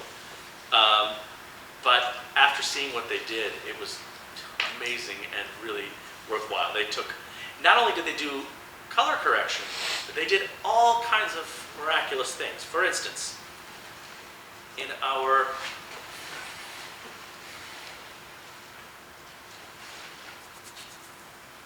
key, yes. In this scene, Fyodor is making his speech from the stage, and we have a really beautiful shot just before this.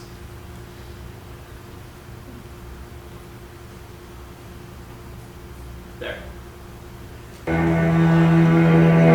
He's deciding whether he should speak. If he speaks, he could be sentenced to 5 years in prison without any question. So, in the original shot, you can still see a little bit of it. There was a logo on his hat. It said L, I think, but it was really distracting and really ugly. So they went in and they faded it out. I had no idea that you could do this. It took about 30 seconds for the color corrector to do that. He cleaned out that. I guess you could argue for documentary that it's should show unpolished, but for me it didn't add to or detract from the story. It's just distracting. Anyway, so the color corrector was able to make the film unified in terms of the color scheme, but also to solve little problems like that. They also did, which was so interesting to me, I didn't know any of this stuff. They were able to do things like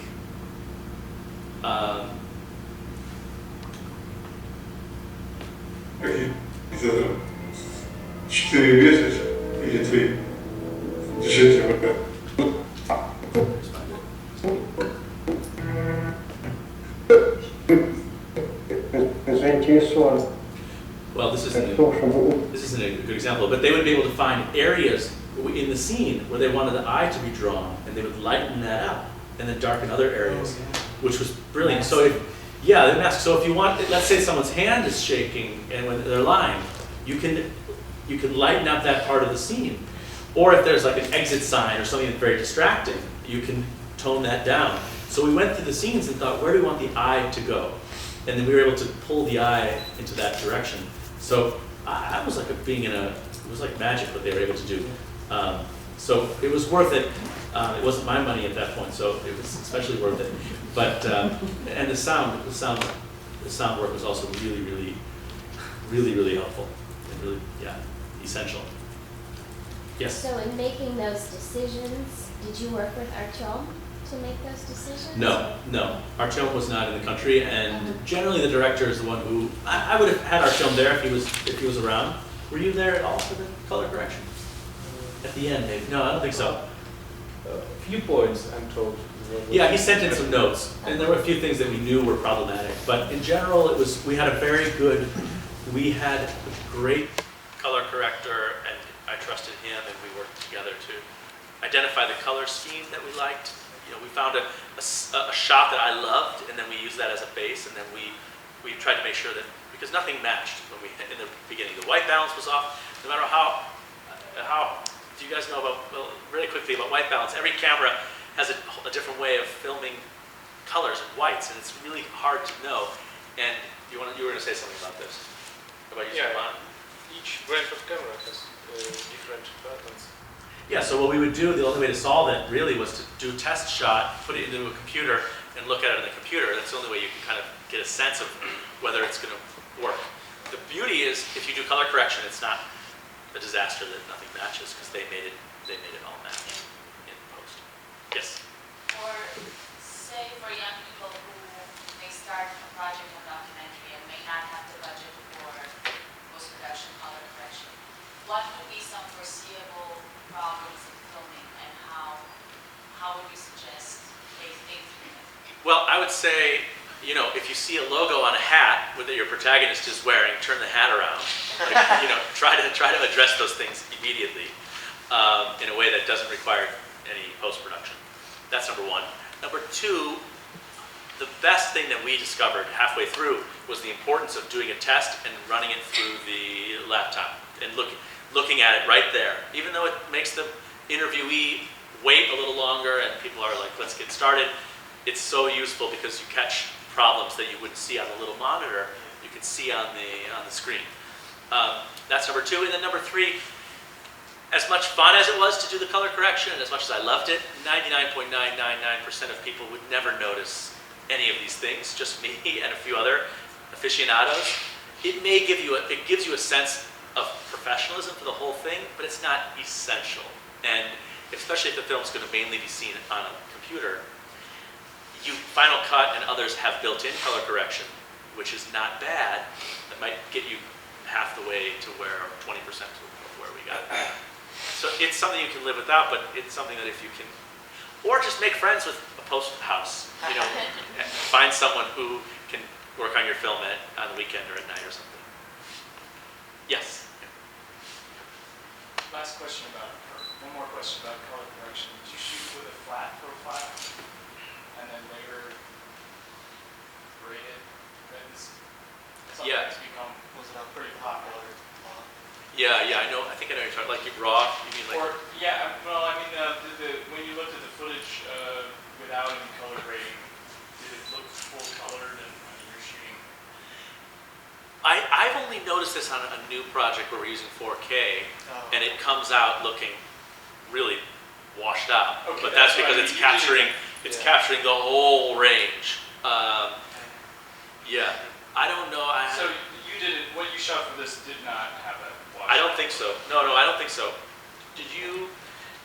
When you shot, you adjusted the color. You didn't do full. You didn't capture the full range of like 4K. Okay. No, we used Full HD. Years ago in Ukraine, we didn't have a chance to use 4K. Okay. I'm really, all that stuff's a little bit over my head. I'm starting to learn it, but did that answer your question? Yeah. It was full HD. What are the pros and cons? Or is there no? I've never tried it, but my understanding is that you shoot with a very neutral color palette intentionally that takes in more data, and then on the computer later you can manipulate it better. That's what you can make the whole thing consistent. Yeah. Does it take more? Right. It takes much more memory, right? To do that. Yeah. It's And no, yeah, it depends. Yeah, but otherwise, if you're not, it doesn't take extra. No. Then I recommend it. HD, the log profile. Our color corrector didn't have any problems. So a lot of this stuff I find, and again, this is coming from a newbie, a lot of it I find is extra work and extra memory and extra money that you really don't need, especially for documentary.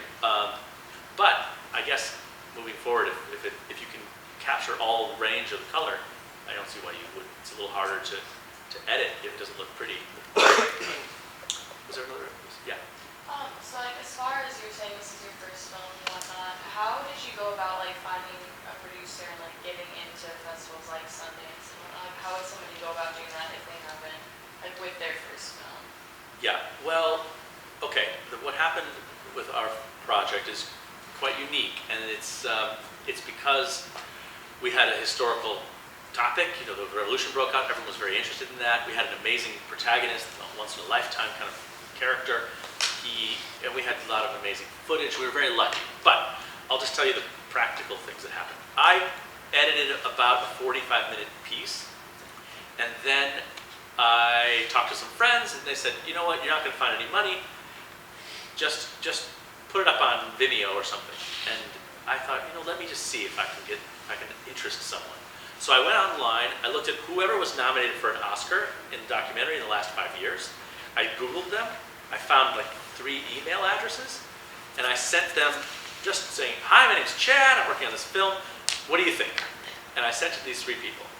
And all of them responded, 2 of them responded within an hour, and one of them called me within like a half hour. I mean, he just started watching it and just called. And that was Mike Lerner.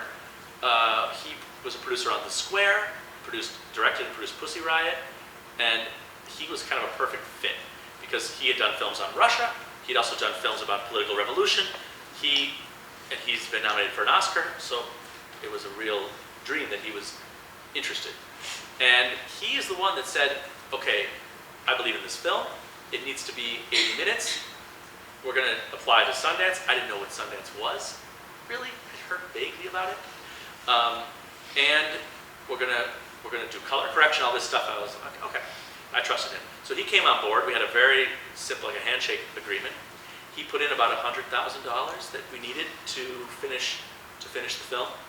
And most importantly, he got me an assistant editor, which helped immensely in the process of putting this all together. So then we managed to get like an hour-long film that we kind of liked, and we sent that off to Sundance.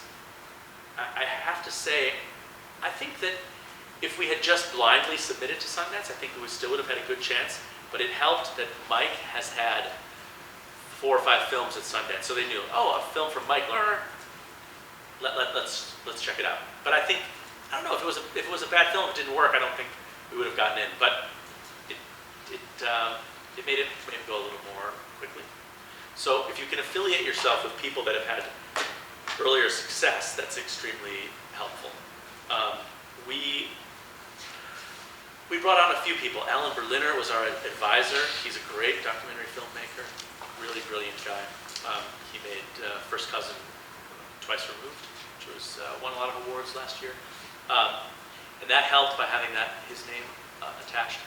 And then once if you get into a Sundance or any of the top 3 festivals, then all the other festival doors kind of open up. So we were really lucky. That was our main break, was getting into Sundance. I don't know how else what other advice to give except just, yeah. They have, I guess the main advice is if you don't have a film that really, making a film like this is like getting hit by lightning, I often say, and surviving. It's really something that happens once in your life, and you should consider yourself extremely lucky if you survive it. I mean, we had a lot of trouble making this and a lot of adventures, and it was a really amazing experience. I don't know if I can ever reproduce it. If you have one of those kinds of films, you will most likely you'll be accepted at the big film festivals, and you'll have a great festival life, and probably get a distributor. If you don't, then your next best bet is to really identify a festival that's appropriate for your film. There are so many festivals. There are thousands of festivals.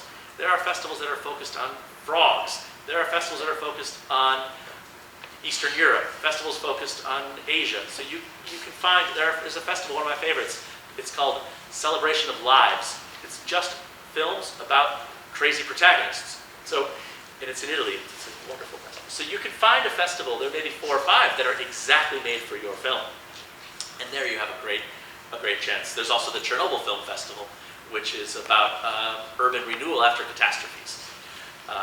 So my advice then is to just, instead of trying to, submitting to Berlin and Venice and South by Southwest and Sundance, find the festivals that are really focused on what your film's focused on. Any other questions? Okay. I think I have a couple more things, and then how are we doing for time? I guess we're still. What's that? Okay. All right, if you don't have questions, another chance to ask any kind of questions you want. Otherwise, I will just talk about what I know, which is structure a little bit more, and dramaturgy. So these are some just kind of little details, but pacing, for me, pacing was really important. And the way that I think about pacing is kind of like a snowball or a bowling ball rolling down a hill. That as the farther along you go, the faster it's going. So in the beginning, the film starts really kind of slow. We have those shots of the church, and the music is slow, and we're lingering. I'm creating a sense of place, nothing's really happening. And also, I know, in the back of my mind, people are getting into their seats, they're posting at their Twitter, I'm going to watch a film. So, you know, it's really kind of a chance to just get adjusted. So in the beginning, and even the interviews, in the beginning, the interviews are like, so, Ms. Prokofiev, tell us about your life. Let me tell you about this. It's kind of back and forth with a two-shot, and then one, and then one. And that, in the beginning of your film, the first quarter of your film, the first third, you can get away with. It's totally fine. But by the second end of midpoint and after, all of my interviews, we don't have any two shots, or we have very quick two shots, and we have very few cutaways to Fyodor. We don't even ask a lot of questions. We just go right to answers. So that even by the end, we took like 6 interviews and put them into the space of one interview. It's just kind of like a blah, blah, blah, blah, blah, blah, blah, because I realized by this point, the audience knows all the key points. They know the key questions. They know what Fyodor is. They know the mystery. They already are really running with you, and they just need a couple. Observations from the interviewees. So the main, and I guess we have time. I'll show you an example of this.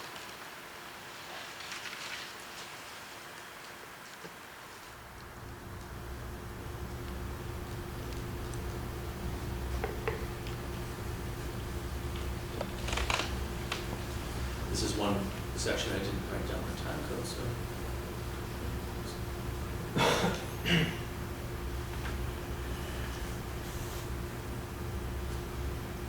Yeah, I mean this is middle. This is medium speed, we'll say.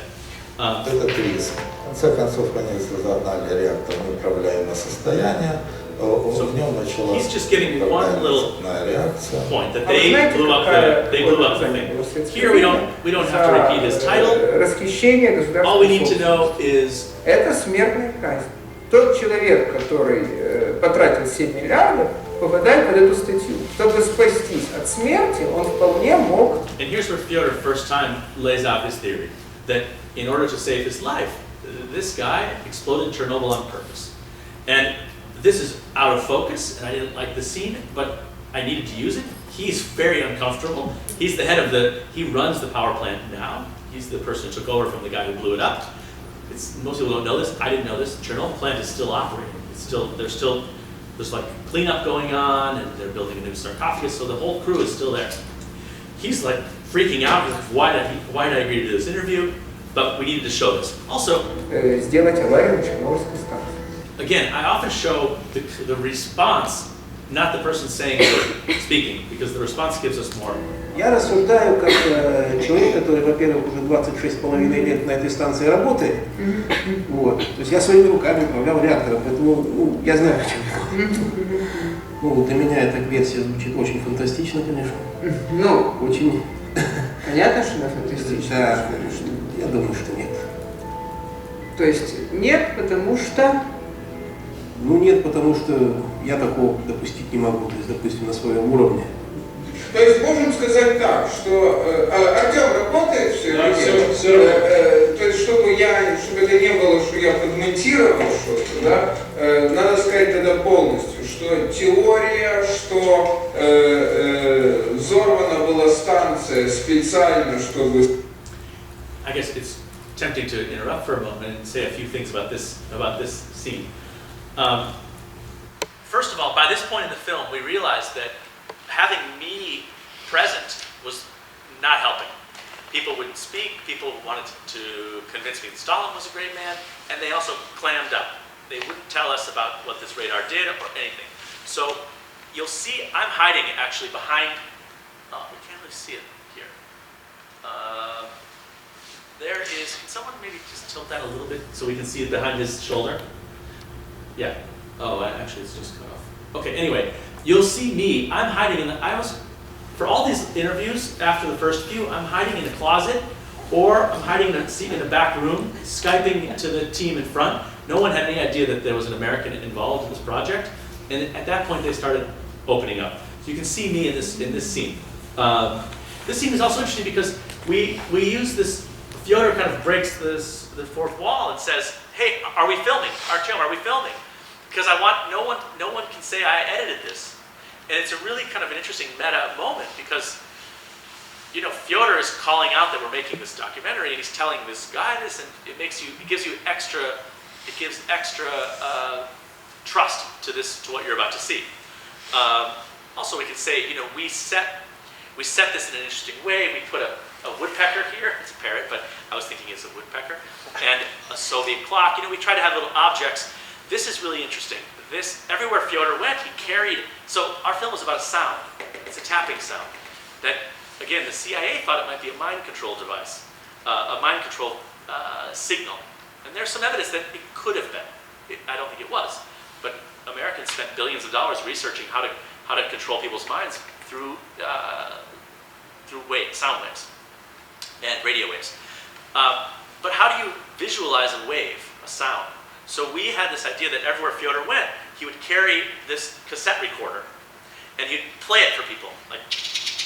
And that, I think that wasn't my idea. That was my friend who was also a co-producer, Ram. It was really great because it allowed us to visualize the sound of the woodpecker, but it also connected us. It also connected us to the story, because you always see this. It's kind of like his sword or his shield. It's this old tape recorder. And of course, you know, we could have had the sound just on an iPhone, but we chose throughout the film to use only things that were available in the 80s. So this is a 1980s tape recorder. When he listens to the sound, he's using old Soviet headphones. So we wanted to make everything unified in that sense, visually and all the props. So everything is part of this Soviet world. We really focused on all the details. So the lamp, you know, we put the world in the middle because you know, they're talking about how the radar signal went all over, you know, how it managed to go over the world. But it also is just kind of an interesting light source that we use. We tried to have diversity of lighting and diversity of setups and layouts. Okay. So was it shot in the interviewee's house? No. This is we rented a house that had the right layout for me to be able to hide and still listen, and also it had to be near his house. He's very old. I don't even know if he's still alive. Actually, he's the guy who ran the antenna, the Duga, the Russian woodpecker. It took us almost 8 months to get him to agree to an interview. He didn't even know he was going to have an interview. We just said, oh, we want to meet with you and talk, and he thought we were going to talk outside his house. We had to convince him to come and like actually talk on camera, which is why he's not dressed really for an interview. So this is interesting because we've just said, don't edit this, so it's going to be really authentic and really real. But then it flips on itself, and he actually tells Fedor he's a moron. Again, kind of going back and forth on this balance. This balance of what is Fedor. And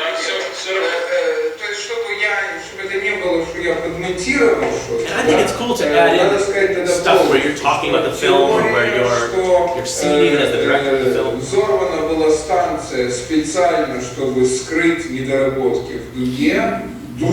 Сколько было, значит, версий и предположений, и не будить. Во-первых, зомби, что взорвали атомную станцию. Глупость.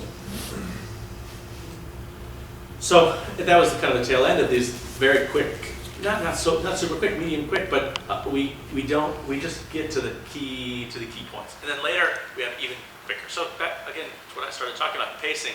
As you're going toward the end, speed is essential. And then that brings up the next point, which is really cannot be overestimated, and that is to have faith in the audience. Have faith that they're as smart as you, maybe smarter, and they don't need to be told. They don't need to be told what to think for sure, or what to hypothesize. You can trust them that they'll fill in the blanks. And in fact, that's part of the fun, and what keeps them awake is that they have to fill in blanks. So I really tried to not state the obvious, or not even to state, to kind of just hint, especially near the end. And no one has ever complained that we didn't give enough information. Although originally it was another 10 minutes longer, and it included that. So pacing and trusting the audience go hand in hand. You can go faster when you have more faith. There's one place where that is contradicted, and that is the key point of the film, Fyodor's theory. We haven't talked about it. It's not so relevant for a discussion of the dramaturgical underpinnings of the film. It's complicated, but I'll just say that we had a version of the film where he says his theory, and I showed it, and everyone was totally confused. Wait, what's the theory? And I kind of said, the film's not about the theory, don't focus. No, what's the theory? They really want to understand it. So then I had a version where I put the theory in twice. And still, people were like, wait, is it because this is CIA? No. In the final version of the film, the theory is repeated 3 separate times in 3 different ways. Once, he tells his theory through a series of interviews, sentence by sentence. Then he paints the theory on a piece of glass, where you see his face coming through the glass, and he walks us through the theory. And then the last time, he tells the theory again on the stage. And for me, it's important that this is, again, this rule of 3s, it's a triplicated, because it's the main point of the film. It's Fyodor's main point. And it's essential that the audience understands it. I guess this is another place to mention how important it is to have test screenings with smart people who don't know anything about your topic, and listen very closely. It's very difficult, but listen very closely to their responses. In fact, I did a few test screenings that didn't work, and I realized that it's because I showed the film and then I said, what do you think? And no one wants to say anything negative, but you really need to hear the negative. So then we did test screenings where we had papers, and it said what was the biggest weakness of the film. I didn't really care about the strength, but just to make them feel good about criticizing me, I said, what's the biggest strength? But really, I just want to know the weakness. And it's really important to have people fill those out before anyone starts talking, because it's easy for a charismatic person to poison the well, or someone says, brilliant, this was flawless, and then no one wants to say that it was a mess. So we did a lot of those kind of test screenings, and they were invaluable, those notes, people's honest responses. The main thing that we learned was that things were confusing, and that's why we decided it was so important to make Fyodor's theory clear. Even though for me the film is about Fyodor's psychological journey, really there's this layer of the conspiracy theory which needs to be clear in order for people to make their assessment of Fyodor's mental state. So that was important for us. I don't know if I mentioned it, but there's another trick that I used. Not really a trick, it's just kind of obvious. Every single time that you see a person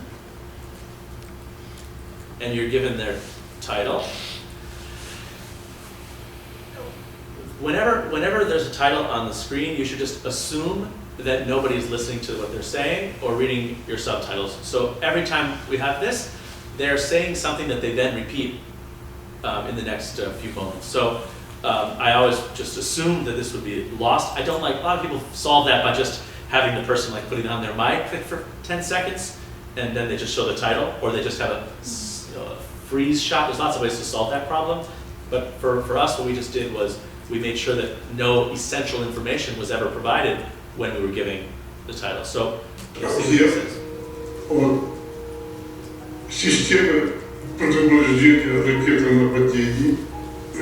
Yeah, so that wasn't essential, that it was a missile warning, because then he goes on and says, we detected every shuttle launch with our radar. So then you know that that's what it was. So that's just an interesting way. It's not easy to do, by the way, when you're trying to find something that someone says that's not necessary, but still makes for an interesting title sequence. It's a puzzle. It's a very fun puzzle putting this all together. Actually, it's intellectually the most fascinating. Editing is a really fascinating part for me. For us it was important that everything was unified and that everything supported everything else. So when we set out to do some animation, we wanted the animation to reflect the themes of the film.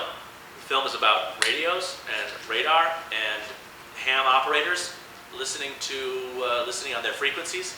So this world has a new country tonight, Ukraine. The White House says it is moving toward full diplomatic recognition of the former Soviet Republic. Ukraine is roughly the size and population of France. It is rich in agriculture and mineral resources. Hundreds of thousands of So when we're giving our historical background, we're also doing it in the theme of the film, in this ham operator radio theme. And this whole section was very late addition. It's because we showed it to people, and some people were smart people. They're like, wait, Ukraine, is that a city in Siberia? What is that? And I was like, okay, I studied Russia, so I know this stuff, but not everyone does. Now more people know about Ukraine because it was in the news, but 2-3 years ago it wasn't so much. So we decided, we need to give background. We need to say when Ukraine was founded, it was part of the Soviet Union. It breaks my heart as a storyteller who wants to get right to the point. So you need to find a way to give this background in a way that's not boring for people who already know it. And that's also why we use some kind of jumpy, kind of cool animation. And also quick. And in terms of archival, we spent a lot of money on some archival footage. Anyone who makes documentaries will learn how painful it is to write those checks. But we didn't pay anything for this archival because the producers gave us the confidence that it was fair use, because we're just using little snippets and we're weaving it together in a new, kind of a new way. It's a bit of a stretch, but it would have cost us $10,000 or $20,000 to have these 5 little. The loser in the uprising.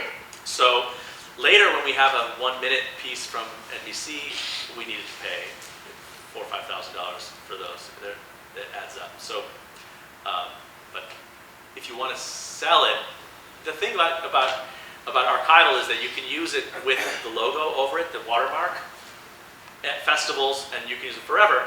And then if you sell the film, then you can pay for the archival. So that's how most people do it. So you don't pay for it until someone's paying you. I've already talked about cutaways and how important they are. I'll just show you. I highlighted. Yeah, this is the cutaway of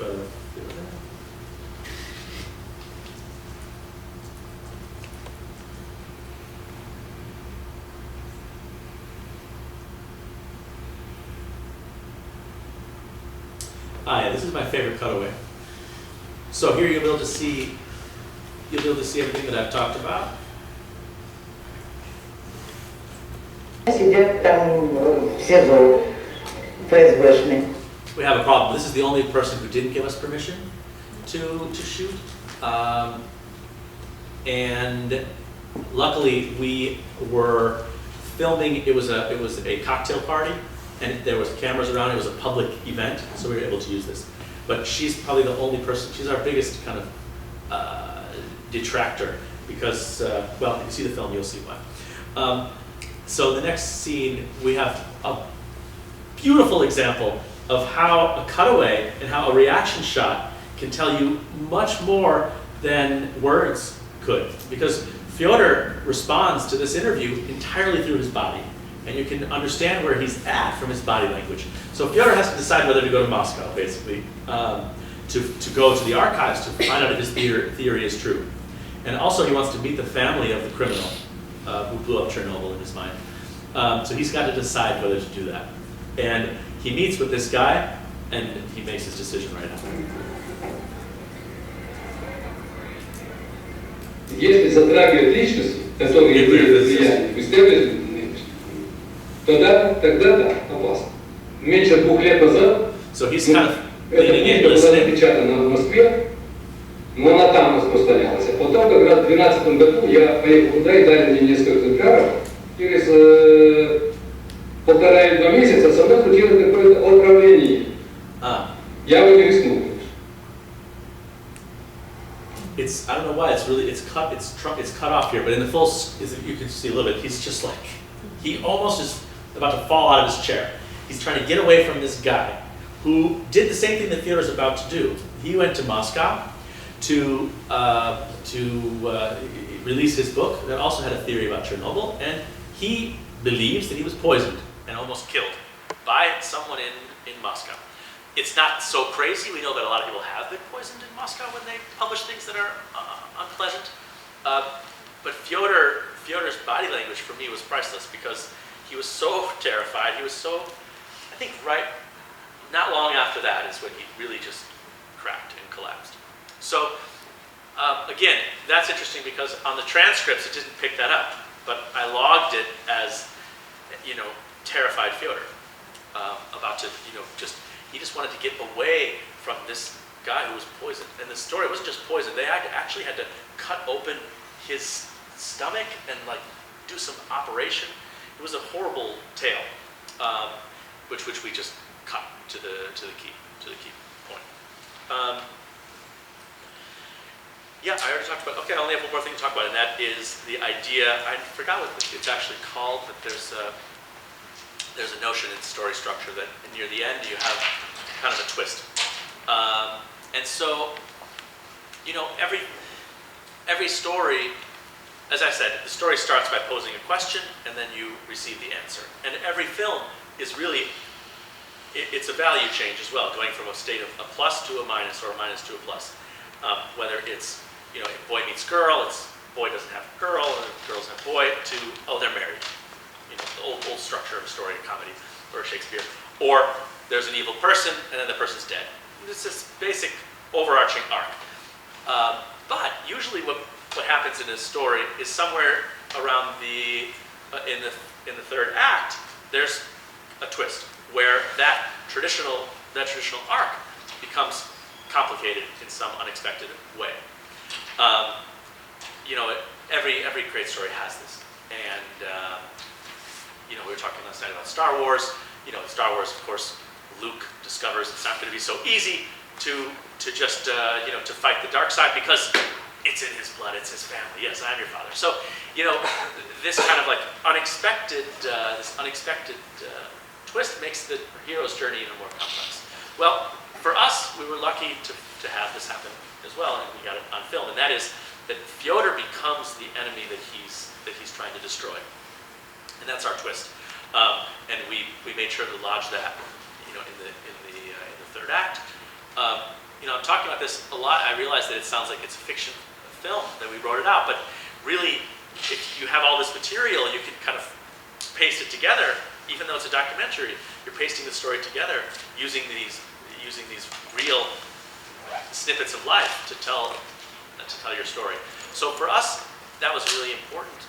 Fyodor, and what's really interesting. So Fyodor becomes the enemy. Fyodor tries to destroy the film, and Fyodor lies to us, and Artyom, we saw in the very beginning, Artyom really loves Fyodor and really respects him and really looks up to him. We see that in the very first scene. By the end, Artyom has lost faith in Fyodor and actually turns against Fyodor and films him with secret camera and just denounces him because Fyodor has become the Soviet man that we thought he was going to destroy. So that to me is super interesting because it allows us to explore the nature of fighting against evil, because oftentimes it's an internal struggle. It also surprises the audience and keeps them interested. The last thing that I'll say, I think I hinted at this earlier, is what we did was really helpful was drawing out an emotional map. And that map looked like two humps. So it was the hump here, which is the first act, actually three humps. The first act goes down, the second act, and then the third act goes way up, and then right away down, and then credits. And how did we had one version of the film where the highest hump was the second act, and then we had another hump, and the hump just measures time versus emotional intensity. And at that point, I just realized I had to take the highest emotional intensity, the highest peak, and put it at the conclusion. Otherwise, what happens is, if you have your film and your highest emotional peak comes before the end, no matter what you do, after the highest emotional peak, the audience is going to want to go home. Because you've already stimulated them as much as you're going to, and what's the point? So you have to kind of push that to the end. Of course, everything I'm saying, if you're a genius, you can ignore it and do whatever you want, but this is for people like me who kind of came to this a little bit terrified and hoping that they could make something. It's non-traditional, but the story is very traditional. So by identifying where that peak was that told us where our story was, and being very strict about locating these peaks, and also knowing what I wanted people to feel. I wanted people to be confused, happy, sad in each moment. That helped with the music as well. Our composer was able to see the emotional beats. What's really fascinating is in Australia, when they screened the film in Sydney, they did a fascinating thing where they had people in the audience measure their interest from 0 to 10. And then they gave all the films, and there was like 100 people doing this. And then they averaged them out, and they gave you a snapshot of your film. And then so each filmmaker got this graph. And for me, it was extremely gratifying to see that the emotional graph of the film matched exactly the graph that I had sketched out before I started, when I finalized the edit. So I was lucky and accurate that I categorized that. And that's something that if I had the technology, and I wouldn't be surprised if they have an iPhone app. You could do this when you show the film to people in a test screening. You can have them rate where they're at, and that will help you see where your emotional peaks are. So that was a really interesting sort of a proof that this dramaturgical engineering approach is actually reflected in the real world. So that's kind of all I have to say. If anyone else has any more questions, we can talk. Okay, we do. Okay, so did you guys continue to edit it after you submitted it to Sundance? Yes. We got into Sundance, and we still had a lot of work to do, and we also didn't have, we didn't have a great shot of the antenna. The hero of the film is the woodpecker, the antenna. It's there. Where is it? It's really hard to stop this. Anyway, there's a model of it. So it's this antenna. It's huge. And we realized that our shots weren't really doing the trick. So we went back with a drone. And it's the only time we use a drone in the film. And I'm generally averse to drones because I think people overuse them because they're cool and cheap. But for us, we went back a year later. We were so lucky to have the same weather. And we sent the drone up. And this was all like while we were getting ready for Sundance. And we shot this.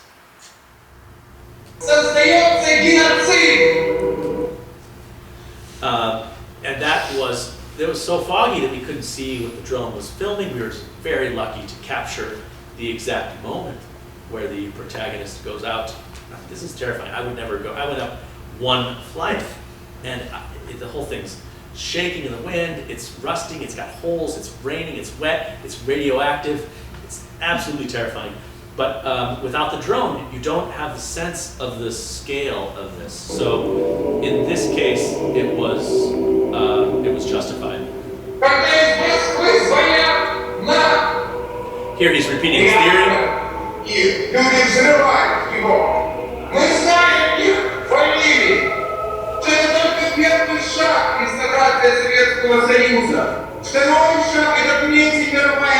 We repeat the beginning of the film. So the film is bookended by these moments in the square. And this is the.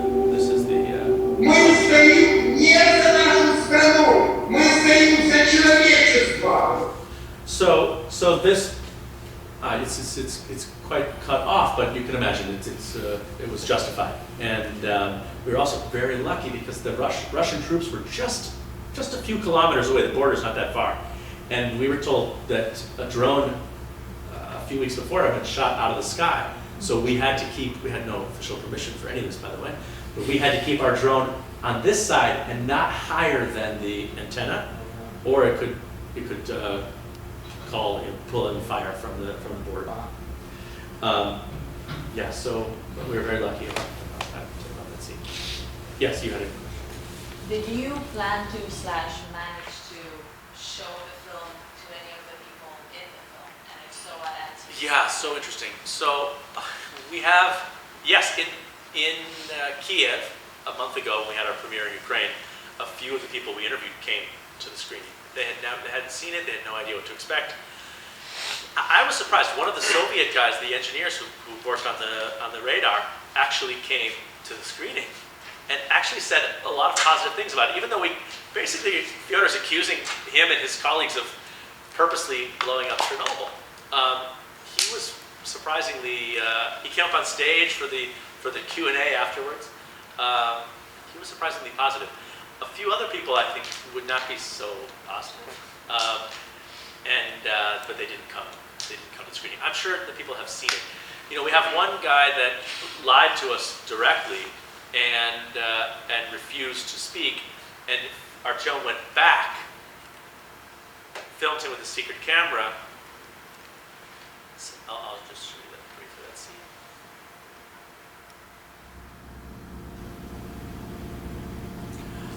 And this is quite an amazing story. Менталитет. Потому что вот он дал присягу, да, он дал подписку, а приехал иностранный журналист, начинает это... So this is interesting also. There's a whole subplot in our film, which is that they're lying to the American. This is evidence that the Stalinists are still alive. But I didn't know how to show that because I didn't want to insert myself into the film. It would have required a whole rethinking of everything. You'd have to show, here's Chad with this terrible Russian asking these questions, and these people are lying to him. It's a different film. I had a version of that film, but it's not the one I wanted to make. So when you have those kinds of holes, we had to think, how can we solve this problem? So we realized that one way to solve it was to ask someone, what would happen if an American journalist went in and did these interviews? And we didn't tell him what to say, but he said, what a disaster that would be. They would lie, they would clam up, they would remember that they signed their signature years ago, never to tell anyone their secrets. It would be a disaster. You'll never learn anything. So by actively thinking about your plot holes and finding creative ways to fill them, you can save yourself and save your film. Without this scene, we wouldn't have the film. So he tells the audience what's happening about why the lies, where the lies are coming from, and then we see an exact example of it. И вот вдруг его начинает клинить по тем инструкциям. Что еще можно по Бандере рассказать? Железная, высокая, это ветер гудит. Вот они. So he, on the phone to our Ukrainian producer, said, I'd be happy to tell you I have a list actually of everyone who worked at the antenna, and yeah, it was an intense radar. I'll tell you all about it. I show up and he's like, it hummed in the wind. That's all we could get out of it. And then we were like, where's the list of all the people? Because we couldn't find anyone. They're not on Facebook, these guys. We couldn't find anyone to tell us about the antenna. It took so much time. He's like, no, I don't have that list. We saw where it was, and he put it under a book. Считали, что тогда мы были под крышей ТРБ, за нами велось тотальное наблюдение, не дай бог я сотворю что-то такое. How many people work there? Военная тайна. So that's the only time that my voice is in the film, but it's important because it emphasizes what the other guy was saying, that if an American comes, you're not going to get anything. And thank God, you know, when you're doing an interview and you feel uncomfortable or you feel like, this guy doesn't want to talk to us, if you're normal like me, you feel like uncomfortable too. And you're like, I don't want to ask these tough questions. Luckily, Artyom loves asking tough questions to make people squirm. And he's so good at it, I'm really bad at it. But in this case, when this actually happened, I was just like, get me out of here. He doesn't want to talk, obviously, but when you're sitting in your editing room months later, you're just so happy that you were brave enough to ask these questions. Later in the film, we asked the guy who made the phone call the night of the disaster, we actually just asked him straight out, did you blow up Chernobyl? To ask him that was one of the hardest things I ever did in my life as a filmmaker, because I'm not cut out for that. Not everyone's cut out for that kind of like, it's a nice guy, I felt, but his response was priceless. And he dug his own grave in that response. So either find a fearless cohort, like a cinematographer or an assistant who can ask those tough questions so you can play good cop and he can be or she can be bad cop, or find a way to ask those hard questions. So what happens next is very controversial.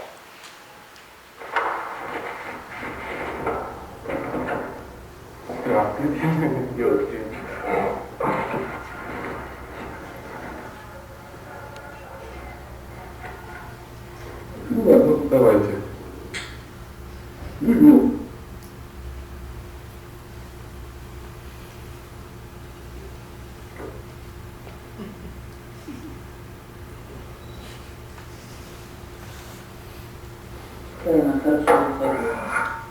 Вам спасибо большое. Вы дали очень ценную информацию. I love that they already have a second class.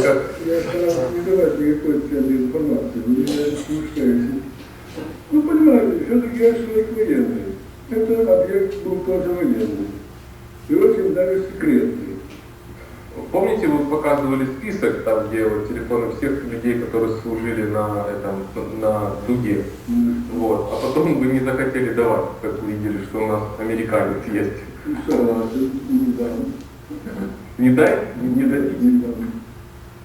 Понимаете, это, ну, понимаете, есть вещи, которые... Вы гражданин Украины? Я гражданин Украины. Ну, так вот, если вы гражданин Украины, а я тоже был гражданином Украины, я остаюсь. So it's so clear that he doesn't know he's being filmed. I mean, who eats a cake with a knife? I mean, this, again, you can't always use a secret camera, and we ran into trouble with this later, which I'll tell you, but it's priceless because you see a real person in his kitchen eating cake with a knife and drinking lots of cognac. And telling me what just happened, telling why he wouldn't cooperate. Те вещи, о которых болтать не стоит. То есть вы думаете, что если это американец, то это нельзя иметь с ним дело? В этом деле, да. Сейчас можно мне в туалет? Пожалуйста.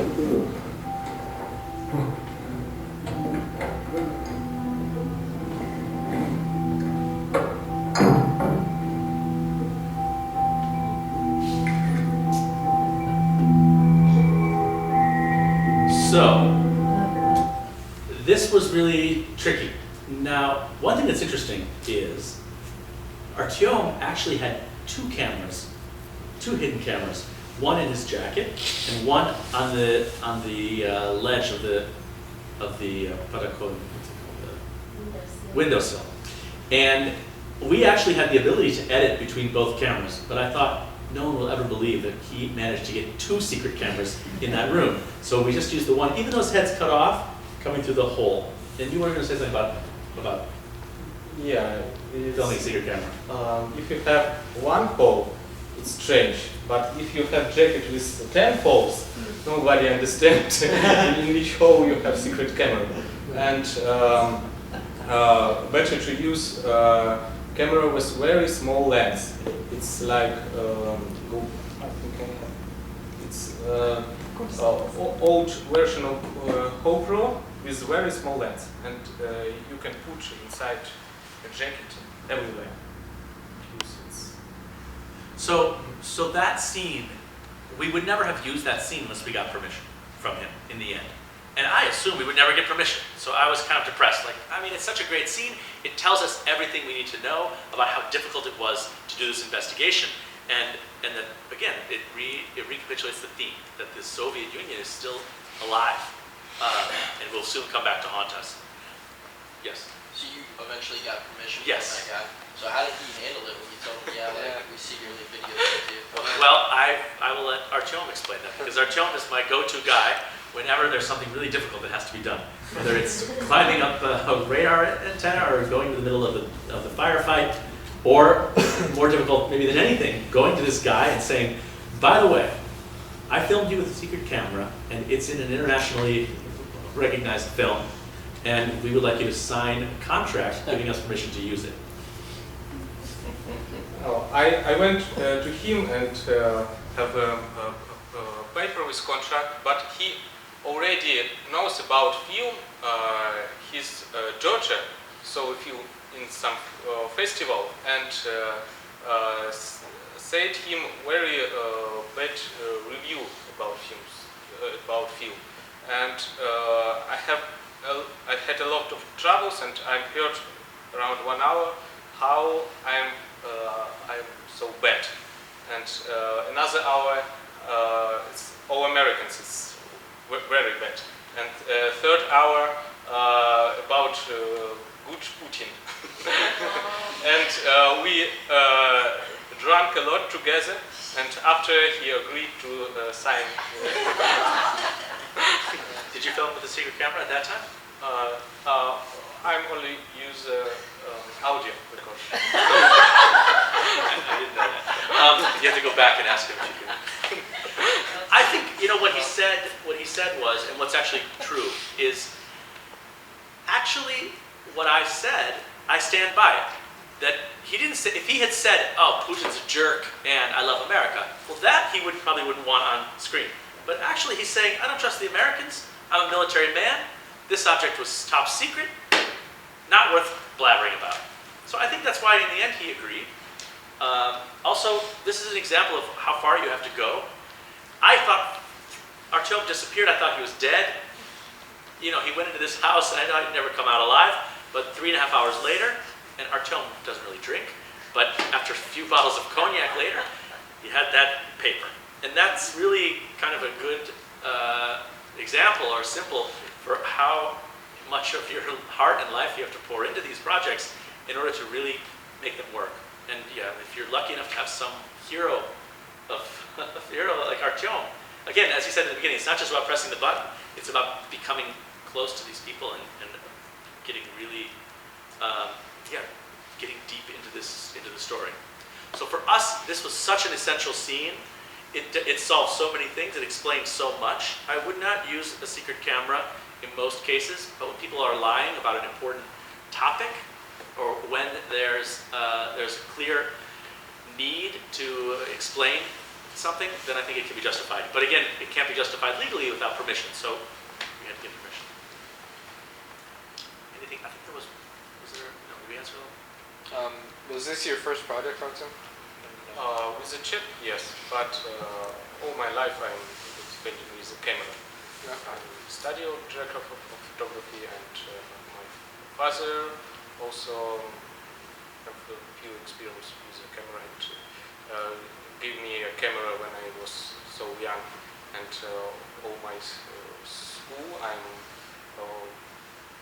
spending time with the camera, and I have a few different projects. But this is the first documentary. Yes. Really, I can't emphasize enough how important it is to have a crazy maniac sidekick who can do all the very difficult things. Because without Artyom, we wouldn't have a movie. We wouldn't have filmed the radar. We wouldn't have any of the secret footage with the Soviets. We wouldn't have any of the footage of the battles. I mean, it would have been on YouTube. So if you can find someone who's, I guess, combines that little bravery and insanity, is just full of energy and commits to the project. That's another reason it's really important to choose a topic that's really earth-shatteringly important. That's the only way you'll inspire people to risk their lives for you. We're done.